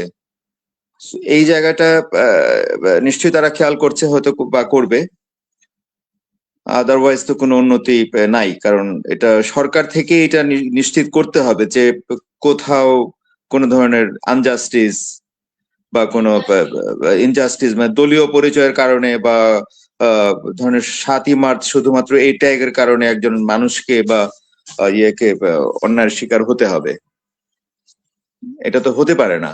ধরেন এই যে ৭ই মার্চের কথা যদি বলি, ৭ই মার্চ তো এটা কোনো দলীয়, এটা তো আওয়ামী লীগের না। ৭ই মার্চ এটা সব ধরেন ৭.৫ কোটি বাঙালির, যদি এখন ১৮ কোটি বাঙালি নাও বলি আমরা, ৭.৫ কোটি বাঙালির ৭ই মার্চ ছিল। তো সেই জায়গায় কেন, এবং আপনারা তো জানেন যে ইমি যে মেয়েটা, সে কিন্তু ছাত্রলীগের না, সে হলো বাম ধারার রাজনীতি করে, এবং সে সেই জায়গা থেকে এবং ঘোষণা দিয়ে গিয়েছে ফেসবুক, কিন্তু সে আগে ঘোষণা দিয়েছে যে আমি আজকে যাব, আপনারা কেউ আসলে আসেন, না আসলে আমি একা যাব, সেই জায়গা থেকে গিয়েছে। এবং তারপর আবার দুঃখজনক হলো, এবং অন্যরা যখন টের পেয়েছে, সরি আমি হয়তো প্রসঙ্গ থেকে সরে যাচ্ছি কিনা, যে ইমি বাম রাজনীতি করে এবং ইমি এক সময় কোন অতীতে আওয়ামী লীগের সমালোচনা করেছে, শেখ হাসিনার সমালোচনা করেছে, আওয়ামী লীগের লোকজনও ইমিকে এখন সাপোর্ট দিচ্ছে না। এখন তাইলে যারা ধরেন সত্যি কথাটা বলতে রাস্তায় নামবে, পুলিশ তাদের সঙ্গে নাই, আওয়ামী লীগ তাদের সঙ্গে নাই, বা ছাত্রলীগ তাদের সঙ্গে নাই, এই যে এটা এক ধরনের নৈরাজ্য আমি মনে করি। সো সব মিলিয়ে আমরা এমন একটা হসপস অবস্থার মধ্যে আছি যে এ থেকে সহজে কোনো মুক্তির মনে হয় না যে কোনো উপায় আছে। তো প্রথমত যেটা করতে হবে, পুলিশ প্রশাসনকে অবশ্যই নিরপেক্ষ হতে হবে, প্রশাসনকে নিরপেক্ষ হতে হবে, সরকারকে তো হতেই হবে। এছাড়া সহজ এ থেকে বের হওয়া যাবে না, কারণ দিনকে দিন পরিস্থিতি আসলে খারাপের দিকেই যাচ্ছে। এই তো। পুলিশ প্রশাসন পেশদা, আপনি নিরপেক্ষ কিভাবে আশা করেন, যেখানে শাহবাগের ওসি বলছেন যে এটি তো নিষিদ্ধ, বঙ্গবন্ধুর ভাষণ বাজানোটা সম্পূর্ণ নিষিদ্ধ, কার্যক্রম নিষিদ্ধ, সেই কারণে আমরা তাকে নিয়ে এসেছি। পুলিশ তো আইনটাই জানে না, ইতিহাসটাই জানে না। এই জায়গায় হ্যাঁ জানে না, বা তাকে তো ধরেন তাকে তো কেউ শুধরেও দিচ্ছে না, তাতে কেউ শুধরেও দিচ্ছে না। এবং পুলিশের এই আচরণের ফলে আমরা কি ধরেন যে শাহবাগের এই যে ঘটনাটা ঘটলো, তার পরবর্তী পর্যায়ে কি আমরা প্রশাসনের কোনো জায়গাতে কোনো রিয়াকশন দেখতে পেয়েছি? দেখি নাই তো। তার মানে হলো একটা একদম। থানা যে যেটা করছে, যে রোল প্লে করছে, সেটাই জাস্টিফাইড হয়ে যাচ্ছে, তাহলে তাই এই না? পরিবর্তন মানে তাহলে এই পরিবর্তনের ফলাফলটা কি? এই যে আমরা একটি ১.৫ বছরের, আমি বলবো মানে স্বৈর শাসনের চেয়েও যদি ভয়াবহ কোনো শব্দ থাকে, আমি ডক্টর ইউনূসকে হুম। সেই শব্দটা ব্যবহার করতে চাই, যদি এই শব্দটা এই মুহূর্তে আমার জানা নেই। এরকম একটি জগদ্দল পাথরের মতো একটি সরকার যখন আমাদের উপর চেপে বসেছিল, আমরা যখন কথা বলতে পারতাম না, লিখতে পারতাম না, সেরকম একটি সরকারকে বিদায় করে যখন বলা হচ্ছে যে আওয়ামী লীগেরও যে ভোটগুলি দেয়া হয়েছে, যদিও এটি অঘোষিতভাবে, সেই ভোটগুলো বিএনপির ঘরে গিয়েছে, একটা কারণে যেন দেশটি আবার একটি সুন্দর জায়গায় যায়, সত্যিকারের যেটি আইনের শাসনের কথা আপনারা বলেন, ন্যায় বিচারের কথা বলেন, বাক স্বাধীনতার কথা বলেন, সেই বিষয়গুলো যেন আবার ফিরে আসে ৫৪ বছর পরে আমাদের এই বাংলাদেশে। সেই জন্যই বিএনপিকে এত ভোট বাক্সে ভোটকে দিয়েছে সকল শ্রেণীর মানুষ। কিন্তু রেজাল্ট যদি আগের জায়গায় থাকে তাহলে পরিবর্তনটা হলো কোথায়? এখন সবচেয়ে বড় সমস্যা তো আসলে এটা তো রাজনীতিতে, ক্ষমতার রাজনীতি তো। ধরেন নির্বাচন 12 তারিখ হয়ে গেছে, তারপরে কিন্তু বেশ কদিন চলে গেছে। আমরা যদি 5 বছর হিসাব করি, 5 বছরের হিসাব থেকে কিন্তু কিছুদিন মাইনাস হয়ে গেল, মানে আমরা আরেকটা 5 বছরের দিকে এগোচ্ছি এবং আরেকটা নির্বাচন ধরে নেন। হ্যাঁ, তো এখনো বিএনপি কি জানে বা গভর্নমেন্ট কি জানে বা জামাত কি জানে আগামী নির্বাচনে আওয়ামী লীগ অংশ নিতে পারবে কি পারবে না? সবাই কিন্তু একটা ধোঁয়াশার মধ্যে, অন্ধকারের মধ্যে আছে। এবং আওয়ামী লীগ কি জানে যে যারা ধরেন দেশে বা বাইরে আছে যে কি হতে যাচ্ছে? আমরা কিন্তু কেউই জানি না। সাধারণ মানুষ থেকে শুরু করে এখানে যারা যত এজেন্ট আছে, কেউই কিন্তু আমরা বুঝতে পারছি না আসলে কি হতে যাচ্ছে। এবং আমি যদি স্পষ্ট করেই বলি, বিএনপি কি আওয়ামী লীগের ভয়ে নেই? জামাত কি আওয়ামী লীগের ভয়ে নেই? যদি তাই হয়ে থাকে এবং তারা যদি ধরেন মনে করে যে আগামী নির্বাচনে আওয়ামী লীগকে আমরা অংশ নিতে দেব না, তাহলে তো এখন থেকেই সেইভাবেই জিনিসগুলো চলতে থাকবে। 7ই মার্চ আমাদের হয়েছে, আগামী সামনে তো 26 মার্চ হতে থাকবে। হ্যাঁ, জি, আমাদের সামনে তো পেঁয়াজদা নেপালের মতো একটি রাষ্ট্র, আমাদের প্রতিবেশী রাষ্ট্রই বলা যায়, নেপালের মতো রাষ্ট্রের সাম্প্রতিককালের যে ঘটনাটি নির্বাচনের মধ্য দিয়ে ঘটেছে, সেটিও তো আমাদের সামনে একটি বড় উদাহরণ থাকতে পারে আমাদের দেশের প্রেক্ষাপটে। আমরা তো সেই জায়গায় তো যেতে পারছি না। সেটা তো হওয়া সম্ভব না কিছুতেই, কারণ এখানে তো তাদের তো আর 1971 নাই, এবং মানে 1971 বিরোধিতাকারী কোনো পক্ষও নাই। তাই মব সন্ত্রাস কি চলতেই থাকবে? আমরা যে যদিও এখানকার আলোচক আজকে যারা সাংবাদিক বন্ধুরা বিভিন্ন জায়গা থেকে যুক্ত হয়ে তারা বলছিলেন যে বিএনপি যেহেতু জাস্ট মাত্র 19-20 দিন ক্ষমতায় এসছে, আমরা তাদেরকে হয়তোবা এই রমজান মাসের কারণে কিছুটা কৌশলী হয়ে তারা এই বিষয়গুলোতে হয়তো এতটা কঠোর হচ্ছেন না। আমি এটা মনে করি না। আমি মনে করি এটা এটা আসলে রাজনীতিকরণ হচ্ছে এই জায়গাটায়। পুলিশ প্রশাসন এখানে রাজনীতি, মানে রাজনৈতিক ইয়ে থেকে তারা এই আচরণ করছে। তাহলে মাননীয় প্রধানমন্ত্রী তারেক রহমান যে আমাদেরকে নতুন নতুন কার্যক্রমের মধ্য দিয়ে নতুন নতুন স্বপ্ন দেখাচ্ছেন, সেগুলি কি আসলেই মানে বাস্তবায়নের কোনো সুযোগ নেই, নাকি এগুলি আসলে আমরা শুনেই যাব, আসলে বাস্তবে কিছুই দেখবো না, কোনো পরিবর্তনই হবে না? আমি আশাবাদী না আসলে। আজকে একজন অনলাইন অ্যাক্টিভিস্টকে আমি আমন্ত্রণ জানিয়েছিলাম এখানে, তার নাম ওবায়দুর রহমান বাদল, আমাদের নবীনগরের একজন অত্যন্ত ঝানু একজন লেখক, নিয়মিত ফেসবুকে সরকারের সমালোচনা করেন। তিনি এই মব কালচার নিয়ে তাকে যখন প্রশ্ন করলাম, তিনি বললেন যে ভাই, আপনি যদি পারেন বলে দিয়েন, আমার এই কথাটা আমি আসতে পারছি না। সেটি হচ্ছে যে যেই লাউ সেই কাদুতি থেকে গেল, মাঝখান থেকে বিএনপি লাভবান হলো, বিএনপি রাষ্ট্র ক্ষমতায় গেল, আর কিছুই পরিবর্তন হলো।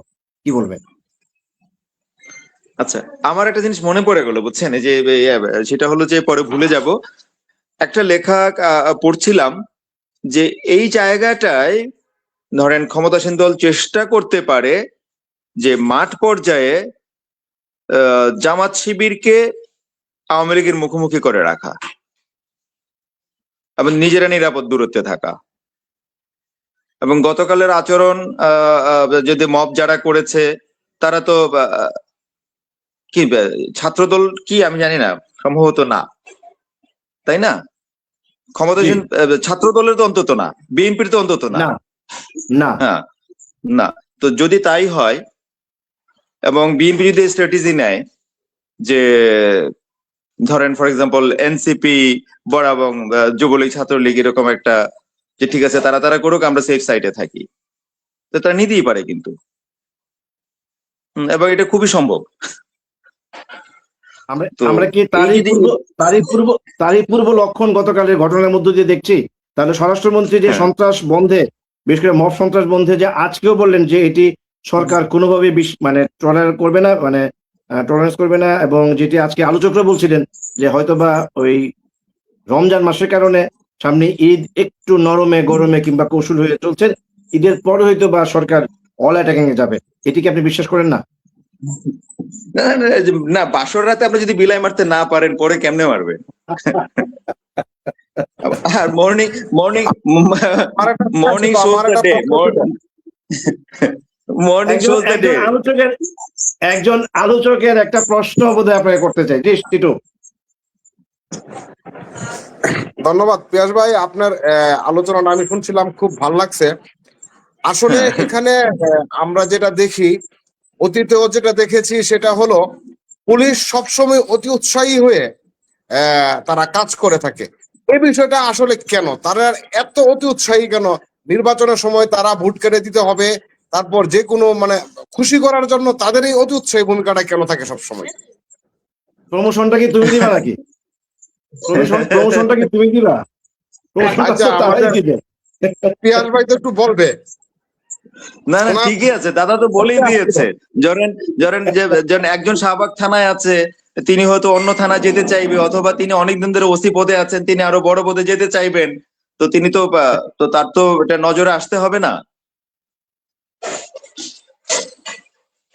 তাহলে আমরা একটা তাইলে কথাই অনুষ্ঠান বুঝতে পারি যে পুলিশদের যদি 5ই আগস্ট শিক্ষা না হয়ে থাকে, তাহলে আর কোনোদিনই হবে না। সেজন্য আমি একটা পরামর্শ দেই, আসলে আমরা নদী পরিষ্কার করার দরকার নাই, নিজেরা যেন নদী নোংরা না করি, তাহলে নদী আপনি আপনিই পরিষ্কার হয়ে যাবে। খুব সুন্দর, খুবই চমৎকার। বাহ, হ্যাঁ, এটা ভালো কথা। এটা খুব সুন্দর যে আমরা হয়তো নদী পরিষ্কার করতে পারলাম না, কিন্তু নদীর অন্তত নোংরা করা থেকে বিরত থাকতে পারি। পিয়াস দা, একেবারে শেষ কথাটা যদি আপনি বলেন আর কি, যে মব সন্ত্রাস বলতে স্বরাষ্ট্রমন্ত্রীর ঘোষণা এবং বাস্তবতা আজকের আলোচনার বিষয়বস্তু, তাহলে আমরা কি আশ্বস্ত হতে পারছি তো যে ঈদের পর হয়তো বা সমস্ত আলোচকরা যেটি বললেন যে হয়তো একটু নরমে গরমে চলছে সরকার, যেহেতু তারেক রহমানের একটি ভিশন আছে এবং তিনি বলেছেন আই হ্যাভ এ প্ল্যান, এবং তিনি তার গত 21 দিনের কার্যক্রমে কিছু কিছু কার্যক্রম দিয়ে কিন্তু শুধু দেশে না বিদেশে আলোচনা ঝড় তুলেছেন, হয়তোবা ঈদের পরে আমরা মব সন্ত্রাস চিরতরে বন্ধ দেখতে পাবো। কি না, বলবেন? এটা তো আর কোনো আসলে এটা একদম ইয়েস অর নট বা জিরো বা এরকম একটা ইয়ের মতো তো না। মানে ধরেন ডিজিটালি তো চলে না যে সুইচ অফ অফ করে দিলে অফ হয়ে গেল বা অন করলে অন করলো, এটা ধীরে ধীরে করতে হবে। এখন তারেক জিয়ার প্রতি আমার এক ধরনের আস্থা কেন যেন কাজ করে, অন্তত তিনি ভালো চাইছেন। এখন তিনি একা কতখানি পারবেন আমি জানি না, আমরা ভরসা করতে চাই তার উপর, দেখা যাক কি হয়। একদম। প্রিয় দর্শক, আমরাও একটু ভরসা রাখতে চাই মাননীয় প্রধানমন্ত্রী তারেক রহমানের উপর, যেহেতু তিনি দীর্ঘ 17 বছর দেশের বাইরে থেকে বাংলাদেশে এসে কিছু কার্যক্রমের মধ্য দিয়ে মানুষের মধ্যে যে আস্থা এবং বিশ্বাসটি আহ জন্ম দেওয়ার একটি সুযোগ করে দিয়েছেন। আমরা সেটি কোনোভাবেই আসলে অবিশ্বাস করতে চাই না, যে কারণে আমি আমার একটি স্ট্যাটাসও আজকে বলেছি যে সরকারের প্রতি গত 20-21 দিনে যেই আস্থা এবং বিশ্বাস জন্মাতে শুরু করেছে, বিশেষ করে তারেক রহমানের নানান কার্যক্রমের মধ্য দিয়ে, সেটি যেন কোনোভাবেই শেখ হাসিনার আশপাশে যে মানুষগুলো শেখ হাসিনার সরকারকে ডুবিয়েছিল, আমাদের তারেক রহমানের যে নতুন সরকার, আমরাও চাই না তার আশপাশের লোকগুলো সেইভাবে অন্তত তারেক রহমানকে শুরুতেই যেন জনপ্রিয়তা থেকে একেবারে নিচের দিকে নামিয়ে নিয়ে আসে। এরকম একটি প্রত্যাশা থেকে আমরা আশা করব যে খুব সহসাই আলোচকরা যেটি খুব জোরালোভাবে আজকে বলেছেন যে ঈদের পর হয়তোবা সরকার তার সত্যিকারের যে পরিকল্পনা, অল অ্যাটাকিং যে আক্রমণ, যেটি বিভিন্ন জায়গায় চিরুনি অভিযান শুরু হয়েছে, ঢাকার মোহাম্মদপুরে যেটি আমরা নানান টেলিভিশন বা গণমাধ্যমে দেখেছি, হয়তোবা সারা দেশেও মব সন্ত্রাসের বিরুদ্ধে সরকার সেভাবে একটি পরিকল্পিত আক্রমণ শুরু করবে, এবং সেই আক্রমণ থেকেই মব সন্ত্রাস চিরতরে বাংলাদেশে বন্ধ হবে। এই প্রত্যাশা থেকে আজকে অনুষ্ঠান শেষ করতে চাই। ভালো থাকবেন, সুস্থ থাকবেন এবং অবশ্যই নিরাপদে থাকবেন। শুভরাত্রি।